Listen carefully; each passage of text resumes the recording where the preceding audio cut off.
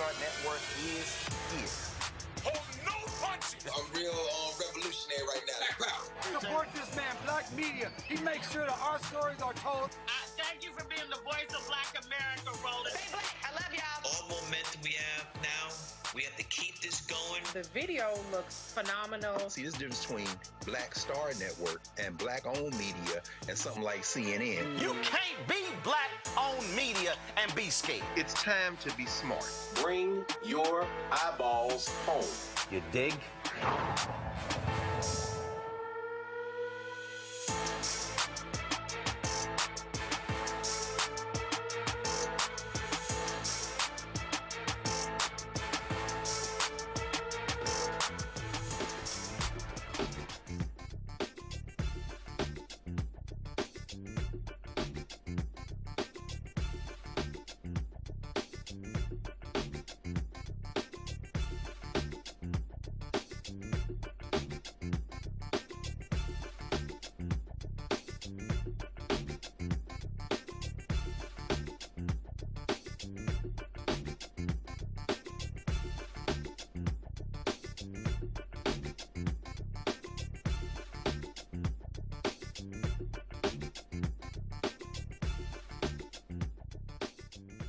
Today's Thursday, February 19, 2026, coming up on Roland Martin Unfiltered, streaming live on the Black Star Network. The descendants of slaves are fighting an attempt to use eminent domain to carve a spur through one of Georgia's largest black-owned farms. The Trump administration continues to show its blatant racism against African Americans. Defense Secretary Pete Hegseth invited a white Christian nationalist pastor who's made offensive racist remarks regarding slavery to pray at the Pentagon. Yesterday, Donald Trump had the help at the White House for his Black History Month reception. You had this one black woman who stood up there and said, "Don't y'all dare call Trump a racist." That sister needs a history lesson, as in, the last year. He helped lead North Carolina as governor, and now Roy Cooper wants to be United States Senator. I will share you with my interview with him. Plus, continue honoring the life and legacy of Reverend Jesse Jackson Sr. We'll talk with his son, Congressman Jonathan Jackson, Dr. Cornel West, and a longtime family friend, Reverend Father Pfleger. It's time to bring the funk on Roland Martin Unfiltered on the Black Star Network. Let's go. He's got it. Whatever the miss, he's on it. Whatever it is, he's got the scoop, the fact, the fine. And when it breaks, he's right on time and it's rolling. Best believe he's knowing.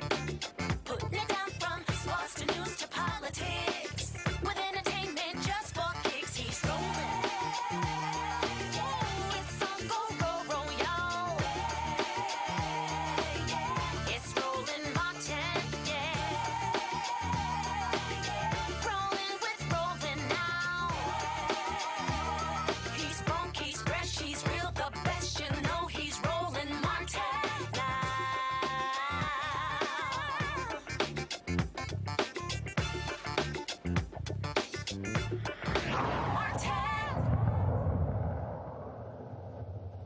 A black Georgia family is waiting for a 3-judge panel to decide whether they can keep their land, which has been in their family for 100 years. The Smith family says the Tarbutton-owned Sandersville Railroad Company wants their property to build a rail spur to haul gravel from a local quarry. In 2024, the Georgia Public Service Commission granted the Tarbutton-owned Sandersville Road Company eminent domain authority, allowing it to seize private property. Now, the family's been fighting ever since. Adam Mahoney, the climate and environment reporter for Capital B, has been following this story. He joins us right now. Adam, glad to have you here. Walk us through this. This stuff harkens back to slavery Reconstruction days, correct? I can't hear you. You must be on mute. Guys, please check the mics. Are you on mute? Can you hear me now? Now we can hear you. Okay, sorry about that. Thank you. Yeah, I mean, this does date back to slavery. Specifically in this case, the Benjamin Tarbutton family was the descendants. He is the descendant of one of the largest slave-owning families in all of Washington County. His great-great-grandfather owned over 75 slaves. And the Smith family, who his railroad is now trying to carve through, are descendants of enslaved people in that county.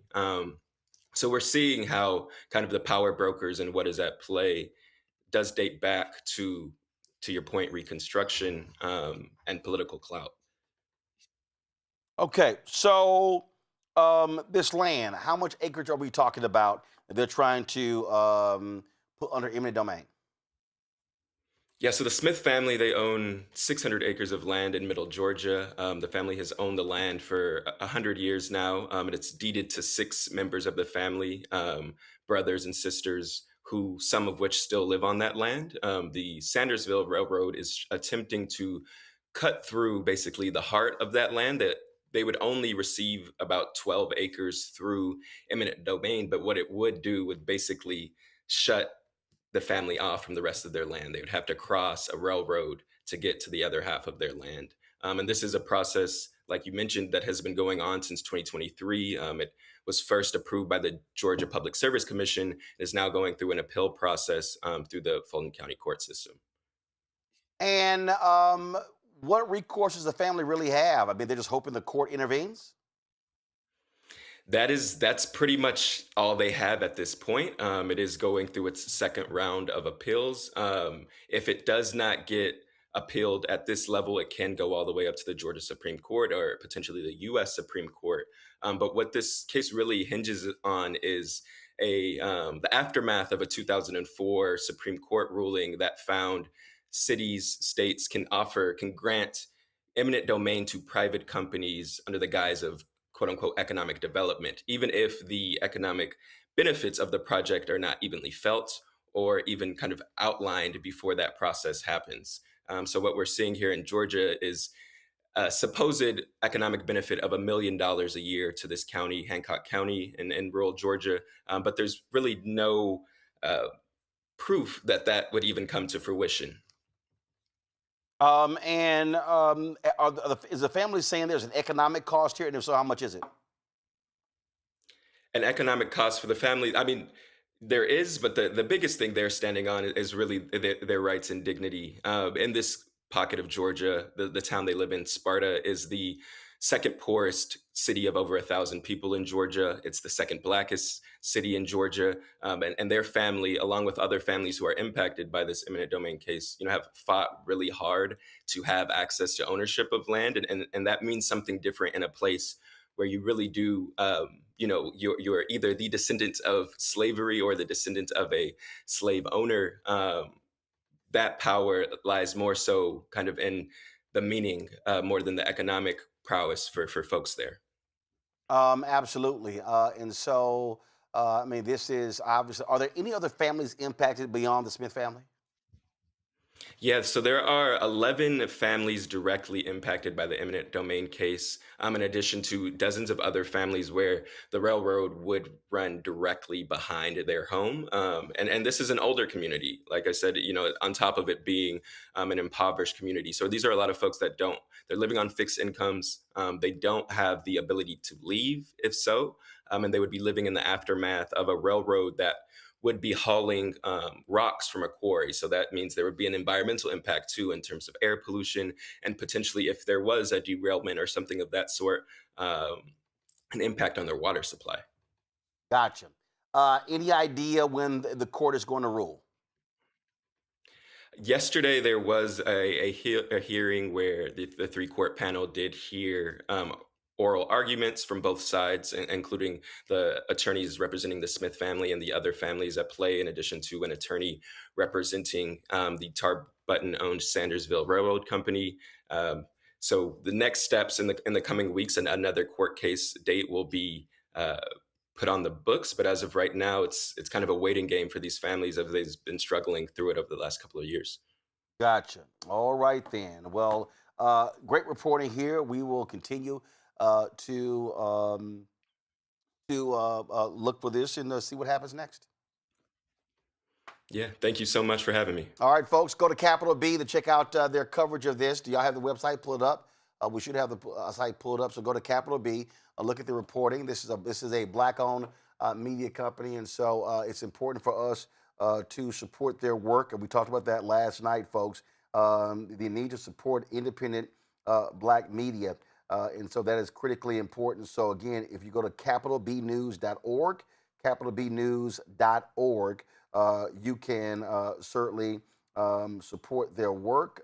And if you go to their site and then you click the donate button, you will see it right there. And so go to my iPad, you see it right here, and so you can lay out different amounts here. And so again, it's critically important that we support Black-owned media doing the type of coverage that you're not seeing anywhere else.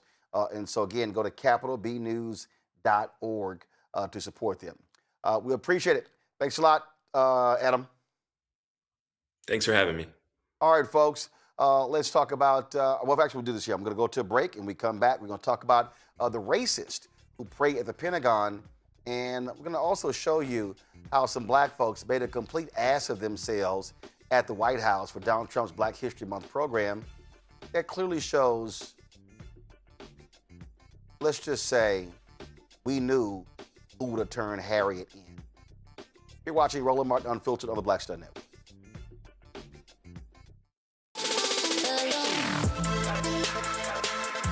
Hey y'all, welcome to The Other Side of Change, only on the Black Star Network and hosted by myself, Rhea Baker, and my good sis, Jamira Burley.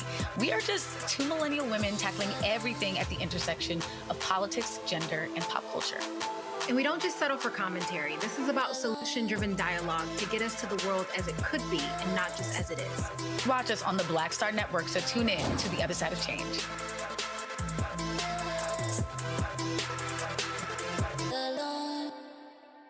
With medicine and science under attack, I want to keep you and your family informed and healthy. I'm Dr. Ebony Hilton, and I knew at the age of 8 that I wanted to be a doctor. So I studied hard and became the first African-American female anesthesiologist hired at the Medical University of South Carolina since its opening in 1824. And I always say I was made into a doctor, but I was born to be a mom. And as a new mom, wife, sister, daughter, and friend, I understand how frightening a medical crisis can be. I care for individuals on some of the worst days of their lives, and it's my mission to provide you with a safe space to gain clarity on issues affecting your mind, body, and soul. I recognize that there are health disparities, particularly as it pertains to race, and I want to help bridge the gap between you and your healthcare providers. Join me every Thursday for Second Opinion on the Black Star Network, where each week I'll invite experts from various medical fields to share the latest health news. We'll discuss topics such as the vaccine debate, mental and sexual health, medical bias, infertility, menopause, andropause, nutrition, and aging.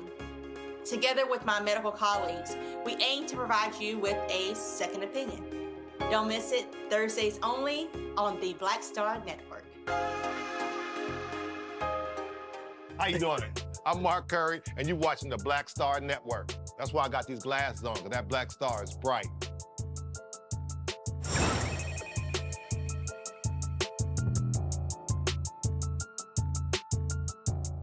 Well, the U.S. Department of Defense facing backlash after the grossly unqualified Defense Secretary Pete Hegseth invited a racist white Christian nationalist who calls himself a Paleo Confederate to lead a prayer at the Pentagon. The pastor is Doug Wilson, who has said some of the most grossly despicable things regarding slavery. Last year, when opening a church in Washington, Wilson told CNN it was part of his plan to make the United States a Christian nation.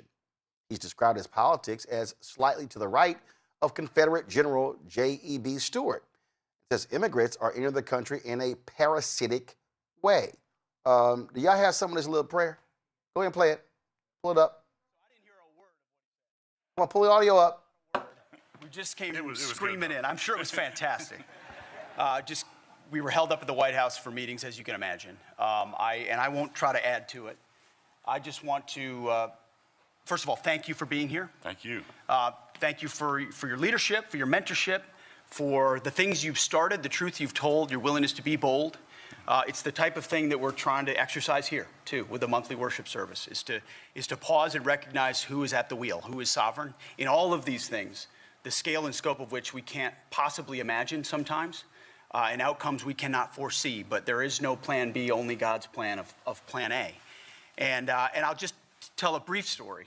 I was undertaking a mission of writing a book called Battle for the American Mind. It was about K through 12 education, and working with a man named David Goodwin, who's the president of the Association of Classical Christian Schools, an association that was started by Pastor Doug Wilson, and where many of our kids go to school. And we were working on a project, and I was just a Fox News guy at that point, and David thought it prudent to, because it would touch on so much of what ACCS does, talk to Doug about it and say, hey, are you comfortable with this partnership? And because there's plenty of things that people will say about you in every phase of your life. And I'll never forget when David came back, and we'd never met, we'd never spoken at that point. And he just said, Doug asked a more or less. Okay, I can't listen to any more bullshit. Okay, so Pete Hegseth, oh my God, how amazing he is. Really? So there's a website called DougWilsonSays.com. That's actually tracked the racist, misogynistic, sexist things this man has said. Doug Wilson says the Christians who owned slaves in the South were on firm scriptural ground. Okay? This is a quote from Doug Wilson. The radical abolitionists, now mind you, the radical abolitionists maintained that slave owning was inherently immoral under any circumstance. But in this matter, the Christians who owned slaves in the South were on firm scriptural ground. May a Christian own slaves even when this makes him a part of a larger pagan system which is not fully scriptural or perhaps not scriptural at all.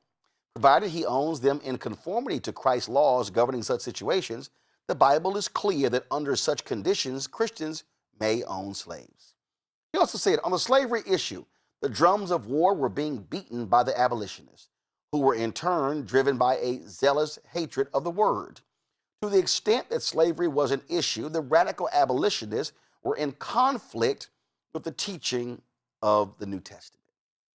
Oh, this one here. When the Confederate States of America surrendered at Appomattox, the last nation of the older order fell.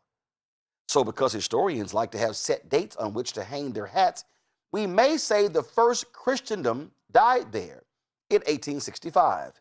The American South was the last nation of the first Christendom. That is, y'all, Doug Wilson. But we shouldn't be shocked because it's Pete Hegseth who wanted to return and did the Confederate symbols, arguing that, oh, it was woke. It was woke. Remember them taking down the data from the websites regarding Medgar Evers at Arlington National Cemetery and Jackie Robinson and others, removing information when it came to women in the military and blacks in the military. Oh, let's talk about restoring the portrait of Robert E. Lee, that white domestic terrorist, to West Point.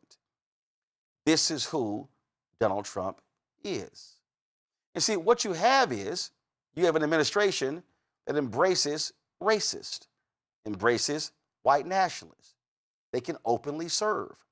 So yesterday, when the help was at the White House for Donald Trump's Black History Month reception, it was amazing to listen to how they praise Massa for how wonderful he is and how he has done amazing things for them. And there was one particular person, and it's no disrespect on this sister.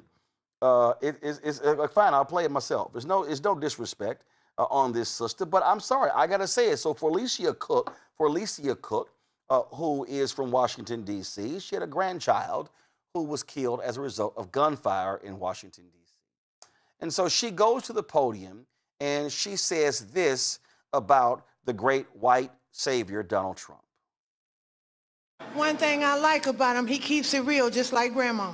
I appreciate that because I can trust him because he tells exactly how he feels and what he thinks. Thank God for this president. I am filled, my cup runneth over. Because he allowed his constituents, his people to come to my house to interview me, to talk about the murder of my grandson. It seemed like nobody cared. I'm an advocate for murder. I marched, I rallied, I pulled out other families in the District of Columbia that had murders and did not have answers. Ooh. We marched and we rallied, and nobody heard me, Democrats. Get mad at me. Until this Republican sent his constituents, his people out there to interview me in my home. Have you ever heard of a thing? Then they invited me twice before Congress to testify for the beautiful bill that's going to change crime in the district. If you kill somebody, okay, you take a life, you do life. Just that simple. If you do a harsh crime, you do harsh time. Just that simple. And then we need National Guard, and which we did years ago. He brought it on. I love him. I don't want to hear nothing you got to say about that racist stuff. And don't be looking at me on the news hating on me because I'm standing up for somebody that deserves to be standing up for. Get off the man's back. Let him do his job. He's doing the right thing. Back up off of him. And Grandma said it.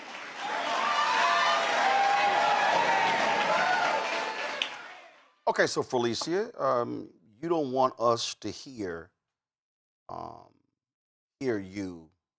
You don't want us to criticize you.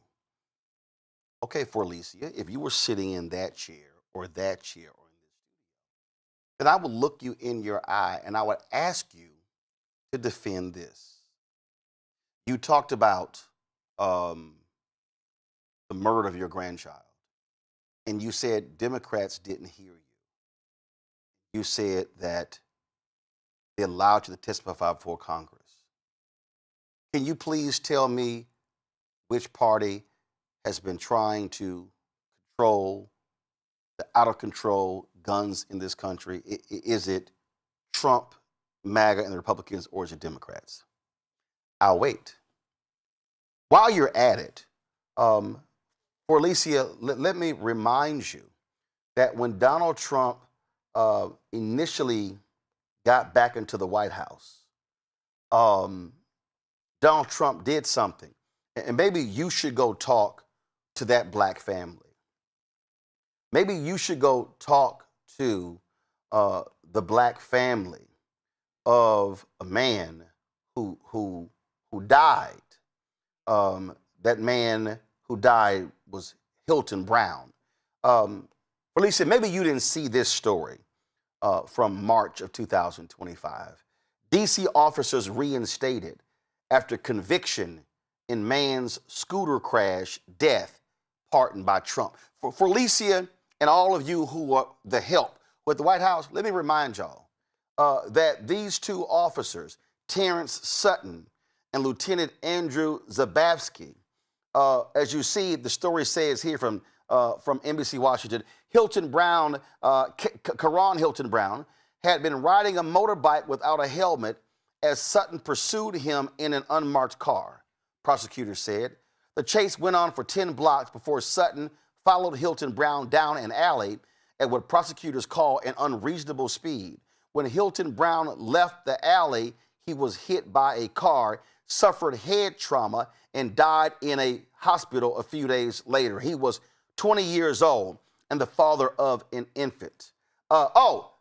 Felicia, it says the U.S. Attorney for D.C. says Sutton and Zabavsky failed to preserve the crash scene for investigators and turn off their body cameras.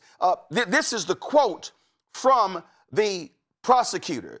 As Mr. Hilton Brown lay unconscious in the street in a pool of his own blood, Sutton and Zabavsky agreed to cover up what Sutton had done to prevent any further investigation of the incident, the office said in a statement that went to trial for Alicia, and the officers were convicted and sentenced, but Donald Trump chose to let them off. Alicia, I'm not done. In Los Angeles, there was a Los Angeles County sheriff who was convicted and found guilty of federal civil rights violations. This is the DOJ website for using excessive force against a woman. So this woman was videotaping the officers arresting and beating a man outside of a supermarket in June of 2023. And so it says here that Kurt and another deputy, they were responding to a possible robbery at the store. They arrived on the scene and handcuffed and detained a man matching the description while the victim identified in court documents as JH, who matched the description of the female suspect, recorded the deputies on her cell phone. While recording, JH told Kirk that he had a legal obligation to inform the man of the basis of before his detention and that she was broadcasting his actions on social media. Well, Kirk then decided to pepper spray her, and then he also placed his knee on the woman's shoulder and cocked his right arm back with a clenched fist. Stop or you're going to get punched in the face. Kirk then pressed his knees into her neck. She said, get your neck off my, I can't breathe. So Felicia, do you care about that black woman? Oh, I'm sorry. You heard me say that he was convicted. But the new U.S. attorney for Donald Trump then came in and offered him a post-conviction plea bargain. I'm sorry, Felicia, allow me to say it again. He was tried. He was indicted, tried, convicted. And as they were preparing for the sentencing, the new U.S. attorney comes in and says, we are going to offer him a post-conviction plea deal. It was something that rarely ever happens. It was very strange. Oh, and the prosecutors in the case, they actually stepped off. So what happened for Alicia? He was allowed to plead guilty to a misdemeanor after the felony conviction. Okay, for Alicia, since you say he's not a racist, I don't want to hear that racist stuff. Did you know that there was a settlement in Alabama where black people had sewage backing up into their yards and backing up into their house because white officials would not properly install sewage lines and pipes there? Under Biden-Harris, a settlement was reached in order to fix the problem. Oh, but your savior, your little G God, Donald Trump, the man who you sat there and fully embraced, that man, for Alicia, canceled the settlement by calling it a DEI settlement. Felicia, you may not watch this show, and so you may not be aware that there's a group of black people in Louisiana in what is called Cancer Alley who are suing petrochemical companies because black people are dying there due to the chemicals from those plants. There was a lawsuit, and the Biden administration had joined the lawsuit. Oh, Felicia, did you know that your little G God, when he came in, pulled out of the lawsuit by citing DEI?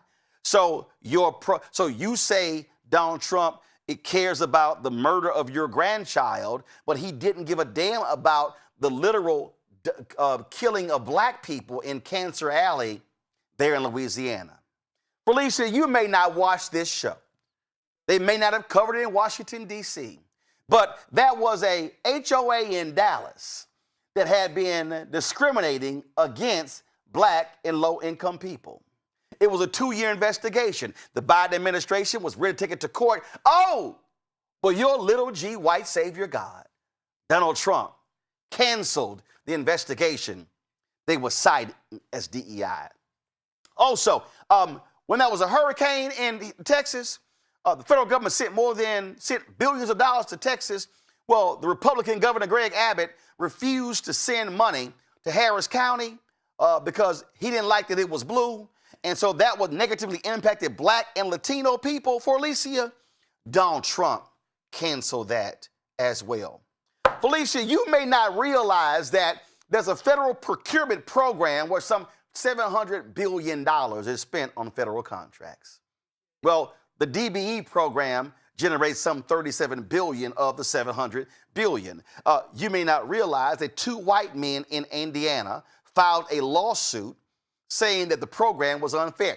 Felicia, were you aware that Donald Trump's minions in court said that Donald Trump wants to get rid of the entire program? Oh, now, in 2024, under Biden-Harris, black businesses got $10 billion of the money. Now, mind you, that's only 2% of the total program, but it was the largest amount ever. But your little G, small God, the white supremacist himself, Donald Trump, they said they want to get rid of the program.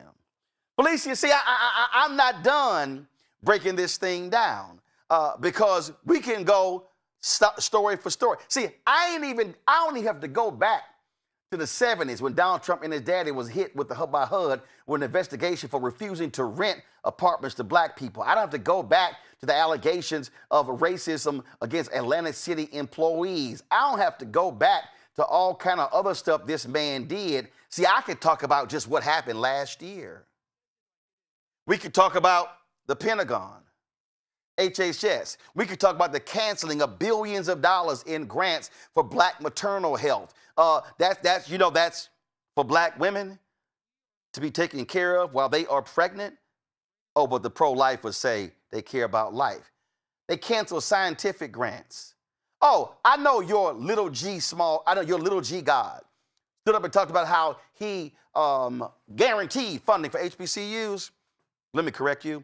That was a program put in place under George W. Bush, reauthorized under President Obama. It ended. Trump had no idea about this program. The bill was put forth by Congresswoman Alma Adams of North Carolina, the co-chair of the HBCU caucus. Trump had no idea. Oh, Trump said that, oh my goodness, we're locking down the funding of this. Well, here's the problem, Felicia. It's only some $225 million. The HBCU portion is about $85 million of the $225 million. The rest goes to Hispanic serving institutions. There are 107. So can you tell me how 107 really gonna do something with 85 million?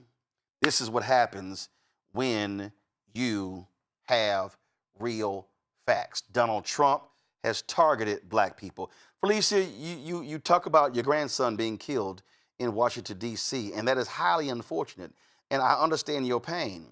But when Donald Trump's Doge got rid of USAID, do you know how many people are expected to be killed in Africa as a result of that? PEPFAR, really the greatest thing that George W. Bush did as president. Do you know they pulled that funding so they don't care about HIV/AIDS in Africa? Can we talk about the books being pulled, the books being canceled at West Point? Can we talk about what has been happening, how they have been targeting colleges and universities? We can literally lay out a whole buffet of anti-black legislation, an anti-black agenda by Donald Trump. But because they came to visit you at your house and sit with you and invite you to a meeting, you decided to go before the national cameras and hug your man and talk about how amazing he is. And you talked about how wonderful and how great he is. And you said, I don't want to hear none of that stuff about racism.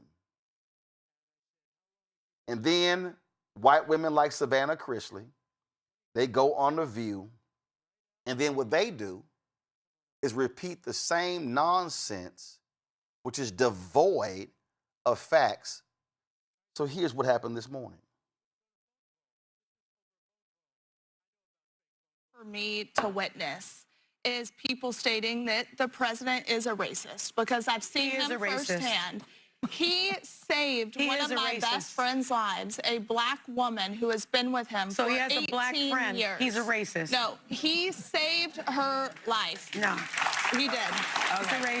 He's a racist. Here's the problem, Savannah, and why we have a different take on it. Many of us have a different take on it, because when you target DEI programs with executive office, with executive orders, your first week in office, arguing that the policies undermine national unity. You know, when you shared racist posts about the Obamas, when you pursued the death penalty for the exonerated 5, after you knew they had been exonerated. These are the reasons that his behavior is so hard, and I don't know whether you know about this, but in the 70s, he was accused of discriminating against black tenants because he wouldn't rent to them. He didn't want them to build. Was that an accusation? No, that was a proven fact. They took him to court. They took him to court. The lawsuit was settled.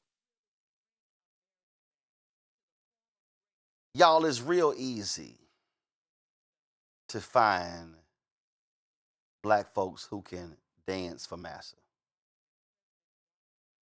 You got that Negro preacher out of Detroit, Lorenzo Sewell, who thought he was delivering his I Have a Dream speech during the inauguration, calling the Obamas the most evil ever.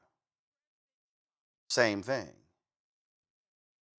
But when you lay out all of these anti-black things, can y'all dispute them? The answer is no. Let me remind people, and it's very clear, there often were black people who went and told massa when people of African descent were trying to escape. Do know that there were people who informed on civil rights leaders to the FBI. Do know that in that picture of Dr. King shot on the balcony of Lorraine Motel, one of the first people who was there kneeling where his head is was an undercover CIA agent. Let me be clear, that were undercover informants who were sitting next to Malcolm X. There were undercover folk informing on the Black Panthers. So it has always been in our history very easy to find anti-black people doing the bidding of white oppressors. My panel, Reese Colbert, host of the Reese Colbert Show, Sirius XM Radio, airs every Saturday on Sirius XM. Glad to have her here. We've got Cameron Trimble, CEO, Hip Politics Media and former White House senior advisor, joining us from D.C. Dr. Greg Carr, Department of Afro-American Studies at Howard University from D.C. as well. Reese, take it away. Well, I mean, you done said everything, Roland, but I was trying. I don't want to be calling a black granny all kind of MFs and Bs and stuff. So I'm just going to have some grace because she's probably still hurting and traumatized. But I do think it is important to point out this whole notion that nobody cared. The person who murdered her grandson was convicted and sentenced to 16 years in jail. So, and it wasn't like random violence. It wasn't like a carjacking or something like that. And Donald Trump was the president when her grandson went missing. And he was found in Maryland. Larry Hogan, Republican, was the governor. So there's no correlation or connection between who was in charge and her grandson's death. So I don't even understand what point she's getting at other than to do the bidding of white nationalists, to be a foot soldier. But what I do take issue with, I'm gonna set her aside because I ain't gonna drag Granny. I'm not gonna do that. What I do take issue with is this is supposed to be a Black History Month celebration. And what you have to offer up in terms of Black history is a 22-year-old kid getting killed by an online date's boyfriend or ex-boyfriend. That's Black history. Like, we ain't been in this country for centuries. Like, we haven't contributed all kinds of inventions, all kinds of advancement. Like, we don't have a rich history that's worth celebrating in and of itself. Now, I know that you're not going to get people of substance and any kind of stature to come to the White House, but y'all can have a little lecture. Y'all can have a little history lesson, because Donald Trump didn't even know that Frederick Douglass was dead, okay, when he went to the Black Smithsonian. So there's clearly work to be done, but this is more propaganda from this White House to try to paint Black people, to paint Black-run cities as savages, overrun by crime, so that they can engage in their lawlessness. So in addition to all the racism and all the things that you've already laid out, it's just a slap in the face that this is even a topic at a Black History Month celebration at the White House. Cameron? Yeah, I'm not going to go in on Granny because I think we all have, I don't know if we all have, but I even know and some folks and for friends and family who have still seem to be under some veil or some under Hell some no, delusion. ain't nobody in my damn family.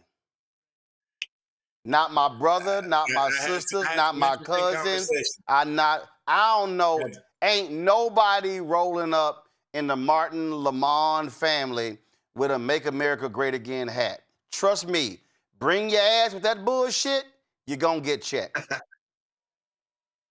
I hear you. When I say family, I mean the broader family of Black folks in general, in the sense that you laid it out quite quite nicely, just in the sense like we can trace all the way back to slavery or even back to Africa in terms of there's always been Black folks that have been there helping the oppressor for whatever reason, whether financial gain or just straight up brainwashing. But what I will speak to from a personal experience, that having been in the White House during Black History Month, like I think seeing the juxtaposition of no celebration of actual history and accomplishments of Black folks versus what we were able to do in the last administration, coming out of the pandemic, and the first ever public gathering post-pandemic was the 2022 Black History Month program, and just seeing the joy in one room and just kind of like the denigration of Black folks in another, and more importantly, I think in a month like this, when there's just been a year plus of erasure, of disrespect of Black folks, of disrespects of Black people in the military, all of our contributions in the government, in the culture, in the arts, removing so many folks out of their jobs. It's just disheartening. I don't understand how we're still arguing whether he's racist or not. I mean, I think that's baked into the cake, and the people who vote for him either know that publicly or at least know that in their heart. Like, there's no way around that. So it always feels like we're kind of almost being baited into an argument that we can't really win with people who don't want to believe us, but we still need to keep calling it out. Donald Trump is racist. Hey, but look, and here's the whole deal. I'm gonna lay out the facts, Greg. I did that, Granny, and I had some little punk, sitting here, Javon. I think he worked for that fool. Worked for that fool, Byron Donalds. I said, I dare you to bring your ass on this show. Talk about the policy. Let's go. See, they want. So it's real easy to say, I don't want to hear no racist stuff. Okay, we gonna show you all the anti-Black stuff. Yeah. I mean, if you support Donald Trump, you're either a racist, an opportunist, or you've been promised something or received something already. Those are the only ways you can support him. As for Miss Cook, listen, Gil Scott-Heron had a song, Inner City Blues, and he said, another set of victims, too whipped to choose. You recognize that feeling. It's the inner city blues. So, I mean, Miss Felicia Cook has the inner city blues. She said I give her not only credit, but much respect as a recovering addict, as a self-described recovering addict. She said, I was an addict 31 years clean. She said, when my grandbaby was born, I decided to change my life. And that young man lost his life in Southeast DC, killed by a man almost twice his age. Apparently, he was having sex with this woman that this other guy was dealing with. This guy who got the 16 years, as you said, Reese, sentenced by a judge that was appointed by Barack Obama. The judge that gave him 16 years. She's a member of the Asian American Pacific Bar Association. I'm sure that would drive Donald Trump crazy. But I'm raising all those things as a backdrop to say that she has no factual support for anything she's saying. She herself is not a racist, I wouldn't assume. But I don't assume anything about Black people simply because of the color of their skin. Now, she claims to be a Christian. And I think she's the kind of Christian that Pastor Doug Wilson would absolutely embrace, because Wilson is a purebred white supremacist and an open enemy to our common humanity. And he is not a Christian. This is the damage of Christianity. Let me just be kind of candid here for a moment. She is a Christian in the mold of the slave master's religion. There are many Christians. You talked to Freddie Haynes last night. And of course, Jeremiah Wright, we can name him, Vashti McKenzie. Go down the list. Many people who say you're a Christian. Those white people are not Christians like you're Christians. You're not praying to the same God. And finally, when we break their political backs, early voting in Texas, North Carolina, if you're in there, make sure your registration is tight and go in there and vote. We got to break their political backs. When we roll over these racists like to see, we will be doing it on behalf of victims like Felicia Cook, who has been driven crazy by her grief, who clearly received an inferior education here, as we talked during Black History Month, as Carl G. Woodson would say, the miseducation of the Negro. It's a miseducation Negro. And as far as that Negro who is hollering and calling out of Detroit, the young man who has clearly been misshapen by his own diseducation, we're going to get some measure of justice for all of you. But what you won't get as we do this is another opportunity to speak in public on a platform, because you need to have a complete re-education. Right now, you're a victim, a pawn, and that's just too bad. Yeah, absolutely. If y'all want to see a level of stupidity, the other day Keith Ellison was testifying before a Senate hearing, and something stupid happened. Something like just dumb happened. Y'all don't have a video? Okay. Well, fine. Well, so, yeah, I was watching this questioning, and they were jamming Keith Ellison up about this alleged fraud in Minneapolis, and they were hitting them all up about that, and so they were asking him all these questions, and okay, I got it. And then this one elected official then did something. I didn't know what the hell where he was going. He all of a sudden, I don't know, y'all. He all of a sudden begins to ask Ellison about something Farrakhan said. Now, when I saw the clip, I went, what that boy talking about? So the first thing I said was, okay, was it something new Farrakhan said? No. Y'all, it wasn't nothing, it wasn't something new. This fool literally asked Minnesota Attorney General Keith Ellison, who's Muslim, he decided to ask him something about Farrakhan calling a gutter religion, Judaism, a gutter religion. I said, wait, let me go. You mean 42 years ago? When Keith Ellison was 20? Hold up, let me try to play this. Certainly know who Renee Good and Alex Preddy are. I do. Yeah, so obviously your priorities are clearly obvious. Tell me about Temple Israel. What happened there? Well, my dear friend of mine is the lead rabbi at Temple Israel. Could you just answer my question, please? Well, a lot of things happen there. Do you have something in mind you'd like to bring up? Yeah, any particular incidents happen of anti-Semitism? Well, there have been acts of anti-Semitism there. What have you done about it? Of which I oppose vigorously. We've supported local law enforcement in doing the right thing in those communities. I mean, let me tell you, you're asking me about a place I know a lot about. I've been to Temple Israel an untold number of times, and so if they ever have any security concerns, that is a concern of mine. And absolutely. So what have you actually done differently to help fight anti-Semitism in Minnesota? I speak against anti-Semitism. I condemn it as repugnant and wrong. Let's pause there. You speak against anti-Semitism. Will you condemn Louis Farrakhan's comments saying that Judaism is a dirty religion? You know, sir, I thought I was coming here to talk about immigration policy. That was a layup question, by the way. No. I thought I was talking about immigration policy. I didn't know that we were going to be talking about all these matters. I mean, I'm reluctant to just sort of, we already had one thing where we didn't mention immigration policy at all. I'm fine with you asking about questions around asylum and things like that. That makes a lot of sense to me. But now we're going off in all kind of different directions. I think there should be some scope to this hearing.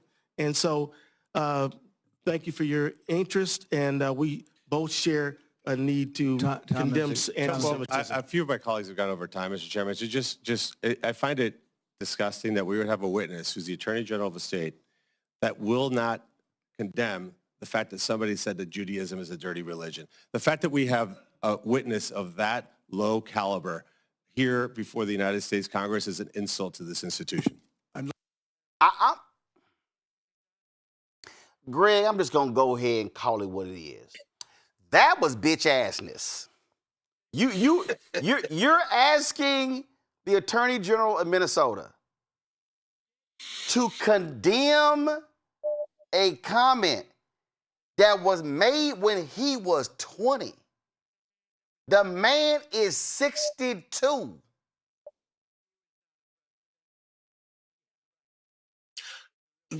I'm glad that Keith Ellison didn't respond. And in his defense, that's Bernie Moreno, a piece of a man, a crook from a crooked family in Colombia, a family of bankers and grifters. This man himself is a racist.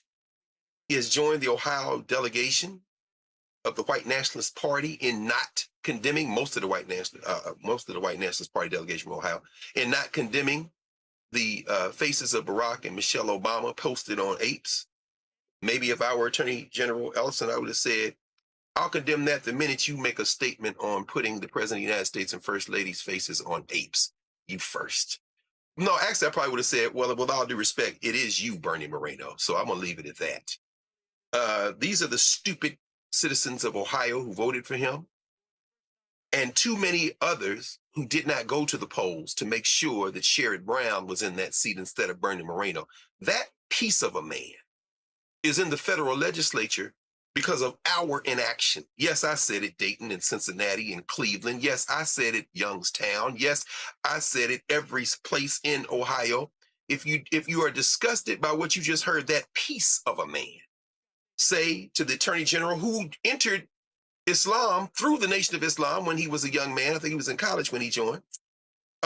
If you were disgusted by that, the time to do something about that was the election to put him in the seat. And guess what? Brown is running for re-election now to take the other seat. Maybe if you don't like it, maybe you can counter that by putting somebody next to him, and then Ohio will have one senator, because right now they don't have any.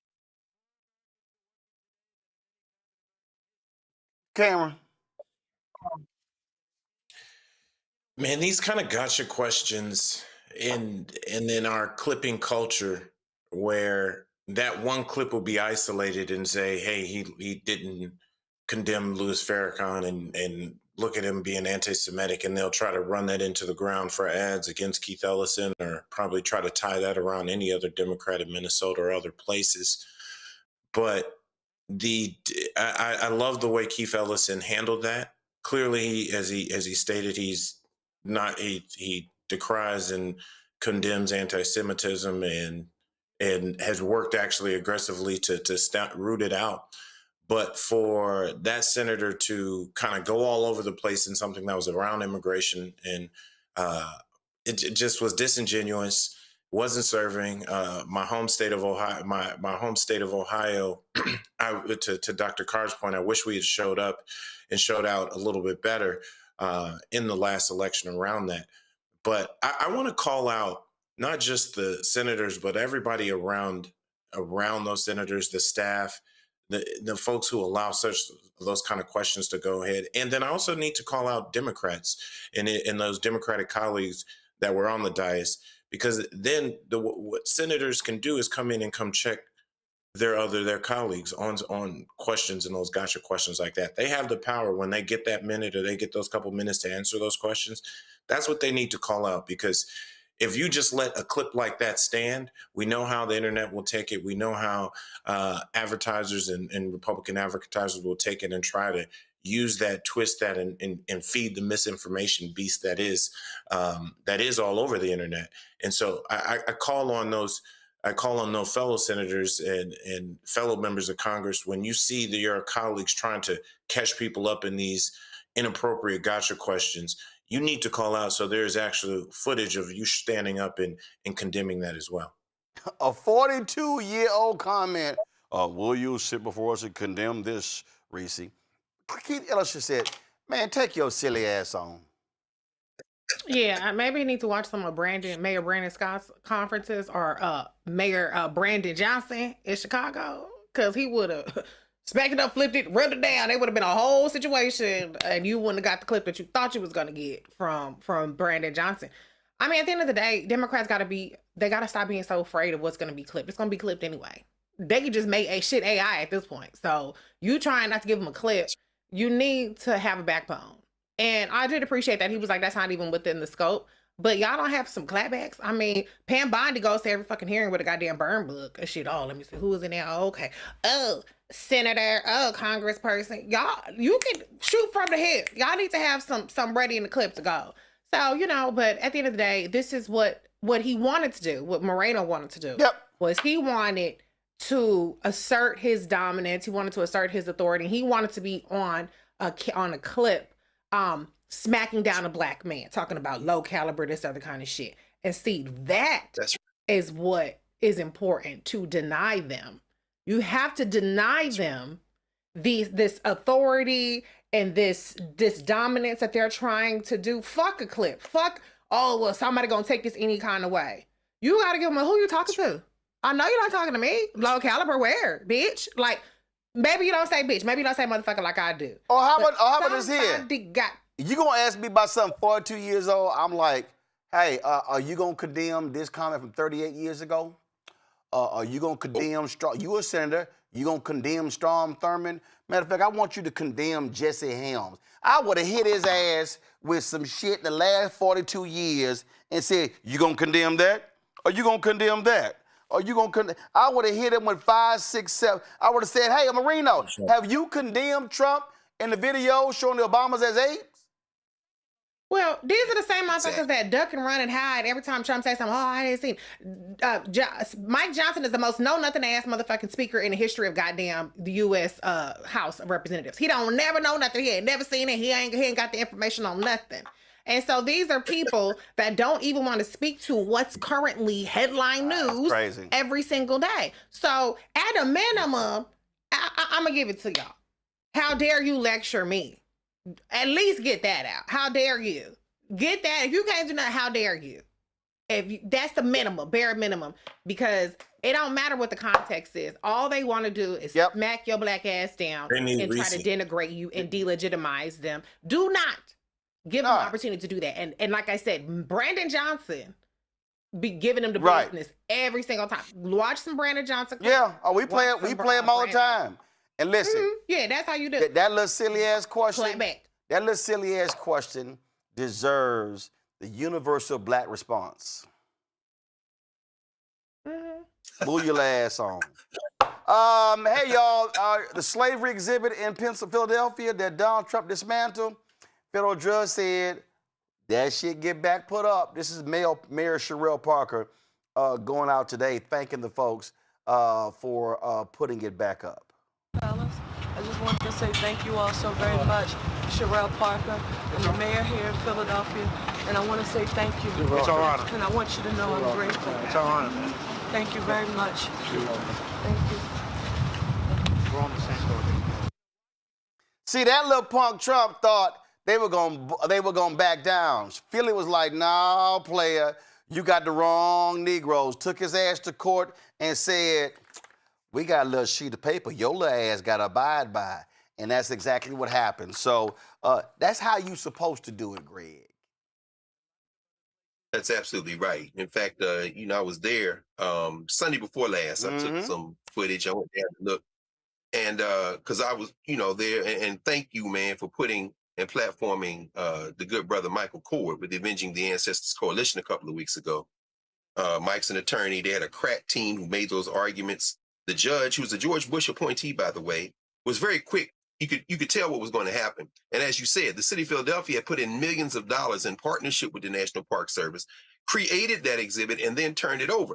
I found it quite striking, though, that there's a pavilion right between where the Liberty Bell is and where the president's house is that has quotes from Maya Angelou and Dr. Du Bois and Francis Ellen Watkins Harper, has Adinkra symbols, Akan symbols, Sankofa and Saroma, Yinchin.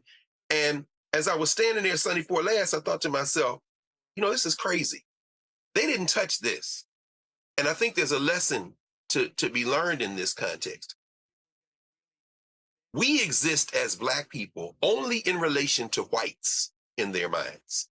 The panels they took down about Ona Judge and Joe and all the Hercules and all the Africans who were in trafficked there relate to who Black people are to white people.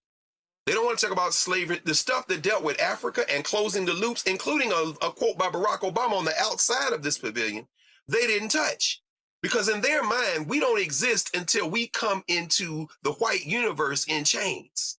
It's a lesson there. And for me, I haven't heard the mayor of Philadelphia say anything about it. I haven't heard anybody else Black talking about the fact that in their attempt to dismantle things at the president's house, they didn't touch the part that dealt with where we came from. There's a profound lesson in that. It's almost like slaves without masters. In other words, you can't see that you come into the universe in relation to them. This is why I would not respond to a Bernie Moreno. This is why I don't care about a Pastor Wilson or a runt rooster Pete Hegseth or the racist Donald Trump or those bubblehead brothers. I don't know what this thing is with getting these men with no lips that sit around and put hair on their face to try to disguise the fact they have no chins. Yes, I'm talking about Brendan Carr and of course that nasty piece of work Russell Vogt. I don't care about any of them. We have to this is, if nothing else, this is a lesson of Jesse Jackson's life. You focus on what you can change, you go within, you build coalition, and you break the back of that type of racism by organizing. That Philadelphia lesson, I think, like you said, is very important. They didn't have a legal leg to stand on. Their propaganda is now evaporating. I know we saw this week the Department of Education. That Dear Colleague letter, it's gone. The New Hampshire folks, my man Sharif El-Mekki, Center for Black Educator Development, the ACLU of New Hampshire and the National ACLU won in court. That Dear Colleague letter everybody was talking about from February 2025, where they had an injunction a month later, almost a little over a month later, it doesn't exist anymore. Let's stop self-checking. Stop self-checking. All the stuff they're doing is getting thrown out by the courts. There you so go. we have to remind them, it's a propaganda war, and they're losing, y'all. Also, so thank you, Roland, for platforming that story. Also, one more story that is here in Florida. The bill by Senator LaVon Bracey Davis passed. It will provide compensation to the descendants of the Groveland Four Black men wrongfully convicted of raping a white woman in 1949 in Groveland, Florida. So just want to get that in. Got to go to a quick break. We come back. We'll pay tribute to Reverend Jesse Jackson Sr., talk with his son, Congressman Jonathan Jackson. We'll talk to Cornel West and Father Michael Pfleger, three folks who obviously knew Reverend very well, of course, his son. You're watching Roland Martin Unfiltered on the Black Star Network. Support the work that we do. Join our Bring the Funk fan club. Your dollars make it possible to do what we do. Contribute to your Cash App using the Stripe QR code. You see it right here. Credit cards as well. Checks and money order. Make it payable to Roland Martin Unfiltered. P.O. Box 57196, Washington, D.C. 2003 7-0196. PayPal R Martin Unfiltered. Venmo RM Unfiltered. Zelle Roland at RolandSMartin.com. Roland at RolandMartinUnfiltered.com. We'll be right back. On a next, A Balanced Life with me, Dr. Jackie, a relationship that we have to have. We're often afraid of it and don't like to talk about it. That's right, we're talking about our relationship with money. And here's the thing, our relationship with money oftentimes determines whether we have it or not. Balancing your relationship with your pocketbook, that's next on A Balanced Life with me, Dr. Jackie, here at Black Star Network.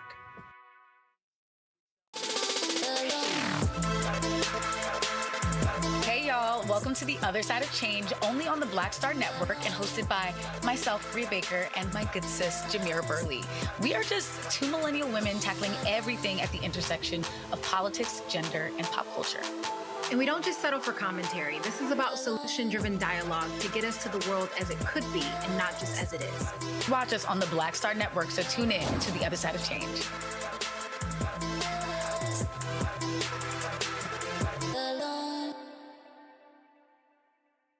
With medicine and science under attack, I want to keep you and your family informed and healthy.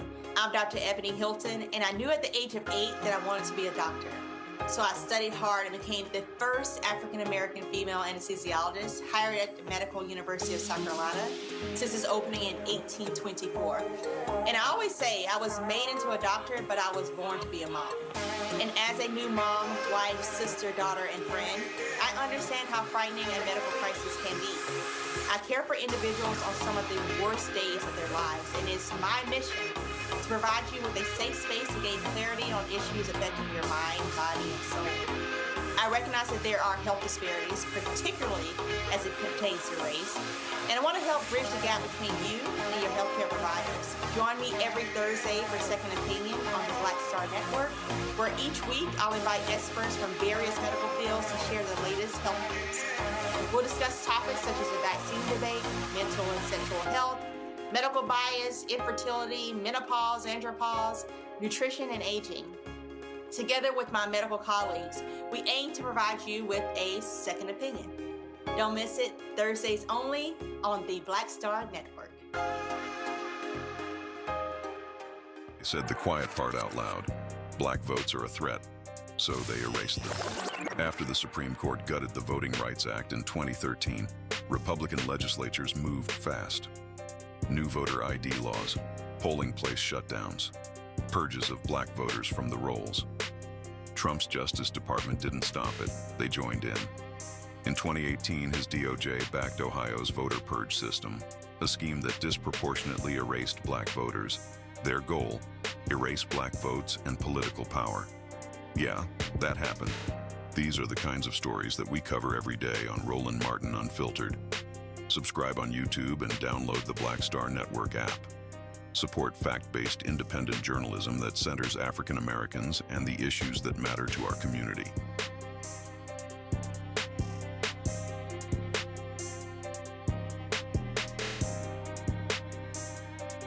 Hi, I'm Swing Cash, Basketball Hall of Famer, and you're watching Black Star Network.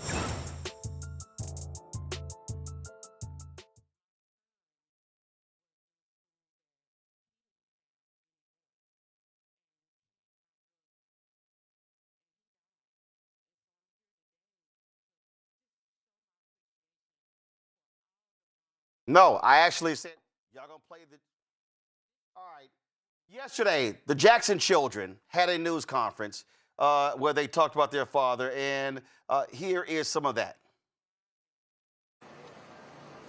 Our father is a man who dedicated his life to public service, to gain, protect, and defend civil rights and human rights, to make our nation better, to make the world more just, our people better neighbors with each other.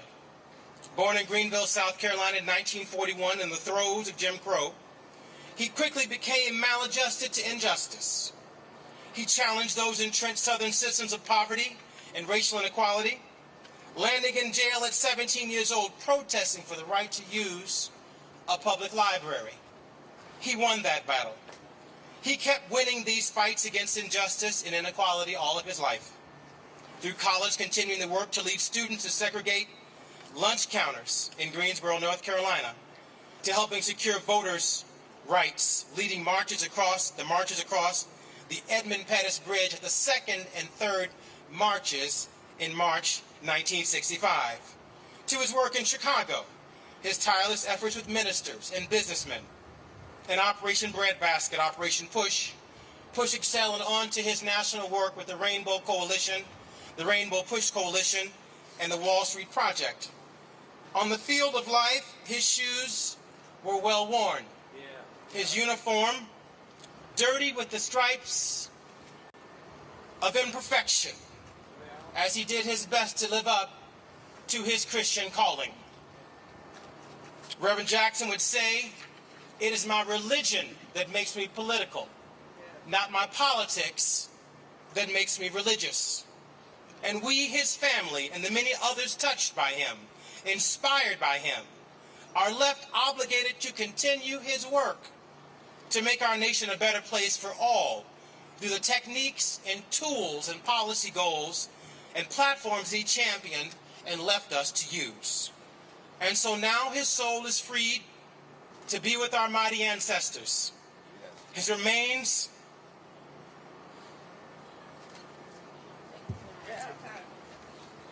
left to be honored and remembered for his sacrifice. As Reverend Jackson, who we called leadership, we called Reverend, but he wouldn't listen to me when I called him Reverend. He demanded that I call him Daddy. Because he said, I am that.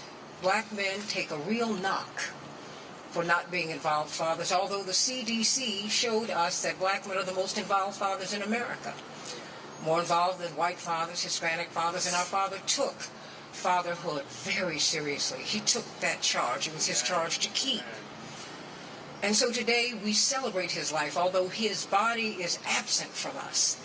His spirit suffuses and infuses us, and it charges us to continue with the work. Indeed, he has run his race. Just want to say thank you so much for your prayers. It's been obviously a challenge, but I think we all feel the magnitude of this loss, but also the magnitude of a life well lived.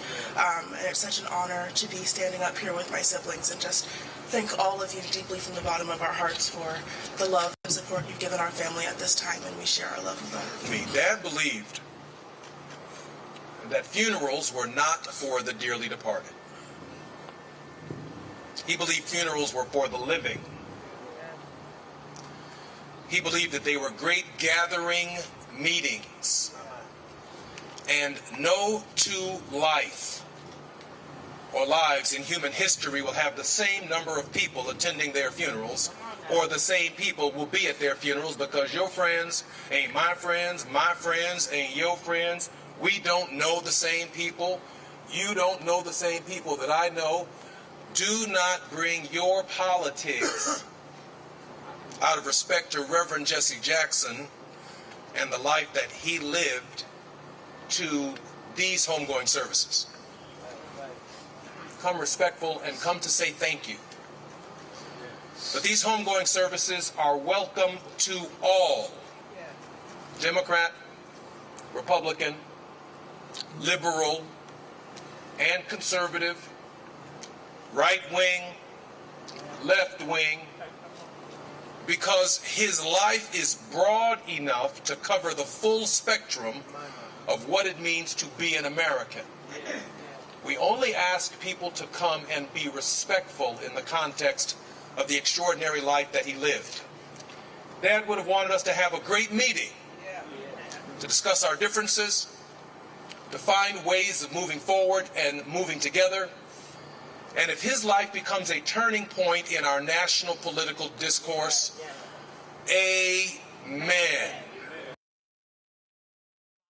Folks, joining us right now, Dr. Cornel West, of course, who knew Reverend well. Dr. West, just share your thoughts, the loss of this historic international titan when it comes to civil and human rights. Well, brother, first, I just want to thank you for your work, though, brother. You've been persistent. You've been persevering all these years and still holding up the bloodstained banner. And I say that in the name of the Black freedom struggle that produced the Jesse Jackson. And he's not isolated. You know that. We got Martin, we got Malcolm, we got Fannie Lou, you got Ella Baker. He is a great wave in the river of our movement, of our struggle for freedom. And he's a world historical figure, ain't no doubt about that. Nobody like that, brother. So much genius, so much style, so much sense of service, willingness to sacrifice, tell truths against the grain.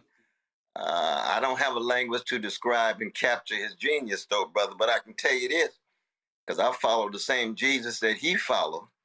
I thank God that we had him for so long, but he lived under death threat for almost 60 years. You know what I mean?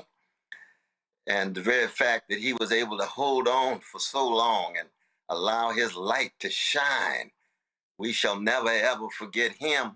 And when we talk about him, we talk about Helen, his precious mother, Noah, his precious father, Charles, his precious stepfather, and especially Matilda, who's his precious grandmama. That's the sources of the love, integrity, and the style that produced the giant Jesse Louis Jackson Sr. The thing, Dr. West, that we've sort of been laying out is that Reverend Jackson passes at 84, but you had this continuum, him engaging in North Carolina A&T, joining the movement. Dr. King, Operation Breadbasket, morphing into Push Coalition, Rainbow Push, going from streets to the C-suites, going to Wall Street Project, Automotive Project, Citizenship Education Fund, and then Obama. I had to remind some people who were really upset with his comments about Obama. I said, yeah, but after Obama's there, who was leading the fight for opening up opportunities for black people in Silicon Valley? I said, it was Reverend Jackson. I said, so y'all act like, I said, so you can criticize Reverend, and I was one of the folks who criticized him directly when I had him on WVON radio. I ain't never had the problem, but I also had to remind them while I was criticizing him, I had no problem bringing him back on my show when he was checking Silicon Valley. Oh, absolutely. And I remember you were there in Chicago. We were talking about Curtis Mayfield way back in 2006 when you had your show. But no, anytime we in a movement together, though, brother, we criticize each other because none of us have a monopoly on truth. But the thing is, the focus is on the suffering of our people. The focus is on the vision that inspires and tries to empower our people. But keep in mind now, my dear brother, that when you think about Jesse, you don't want to skip over, the Baptist churches there in Greenville that shaped him. You don't want to skip over the great Samuel Proctor, who was the president of North Carolina A&T, who allowed Jesse to get in without a letters of recommendation, without even kind of exams. He was going to be the first black quarterback, University of Illinois. White folk couldn't deal with it, so we went back to North Carolina A&T, became the great quarterback and student body president. See, those are the fundamental sources. And of course, there's Precious Jackie, his wife for 65 years. See, that's the raw stuff that sustained Jesse. And then he meets Martin, and then he takes off and soars like an eagle.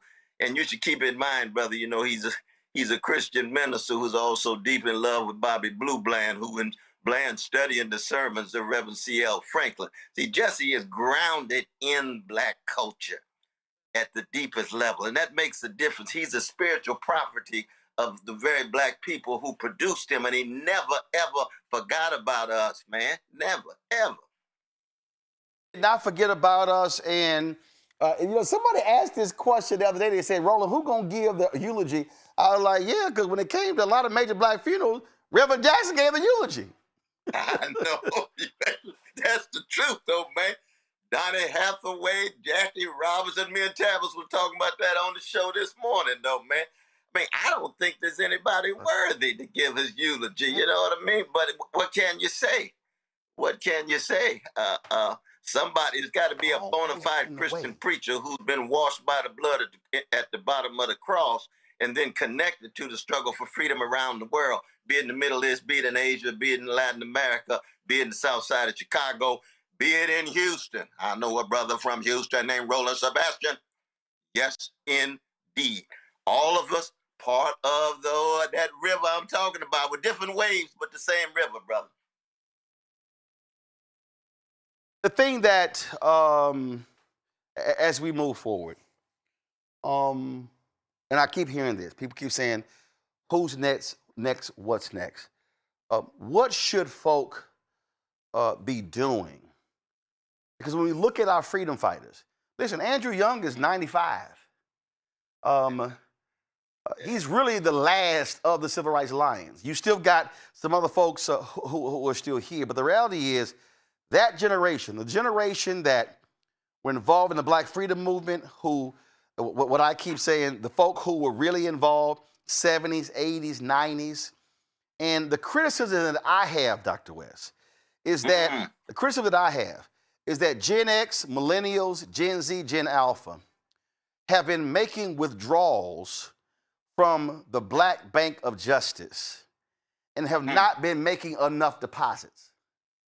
Ooh, these are the people who were going to the city council meeting, the county commissioners meeting, the school board meeting, the state house, who were going to Congress, who were keeping us informed.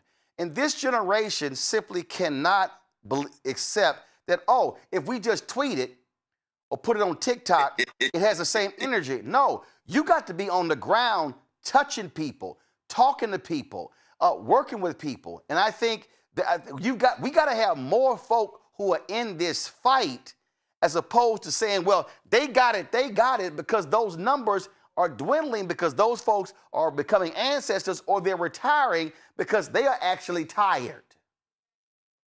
That's true, though. But, brother, I think the important thing to keep in mind, man, because we come from a great black people now. And many of us serve a great God. And my Bible says there's always going to be a cloud of witnesses of great courage and commitment and conviction who will speak the truth, who will bear justice.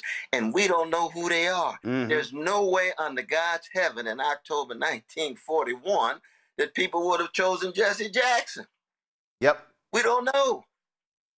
People wouldn't have chosen Ella Baker. We don't know. Ida B. Wells Barnett, we don't know. We don't know where they're coming from. Usually they're local, but the important thing is they got character, they got backbone, and they got a love of black people that's connected to solidarity with oppressed. Well, I think but that's, we just don't know. but I think the key, what you just said there, is you have to have a love of black people. You cannot have a love of money. You cannot have a love of things. You cannot have a love of power. You have to have a love of black people. And when the beginning premise or your foundation is my love of black people, then everything else builds off from that. That's exactly it, though, brother. You hit the nail on the head. In addition to that, I would say with the great D'Angelo, we just lost here and Angie Stone last year. We pray for brother Michael, their son, their grandson. That D'Angelo used to say, my aim is to hold up the torch and pass it on to the younger generation by the example that I am. And that's a profound formulation. We learn it from our musicians. We learn it from our literary figures. You know, yesterday was Toni Morrison's birthday, right? Hey, we shall never, ever forget that. Same was true with Douglas last week.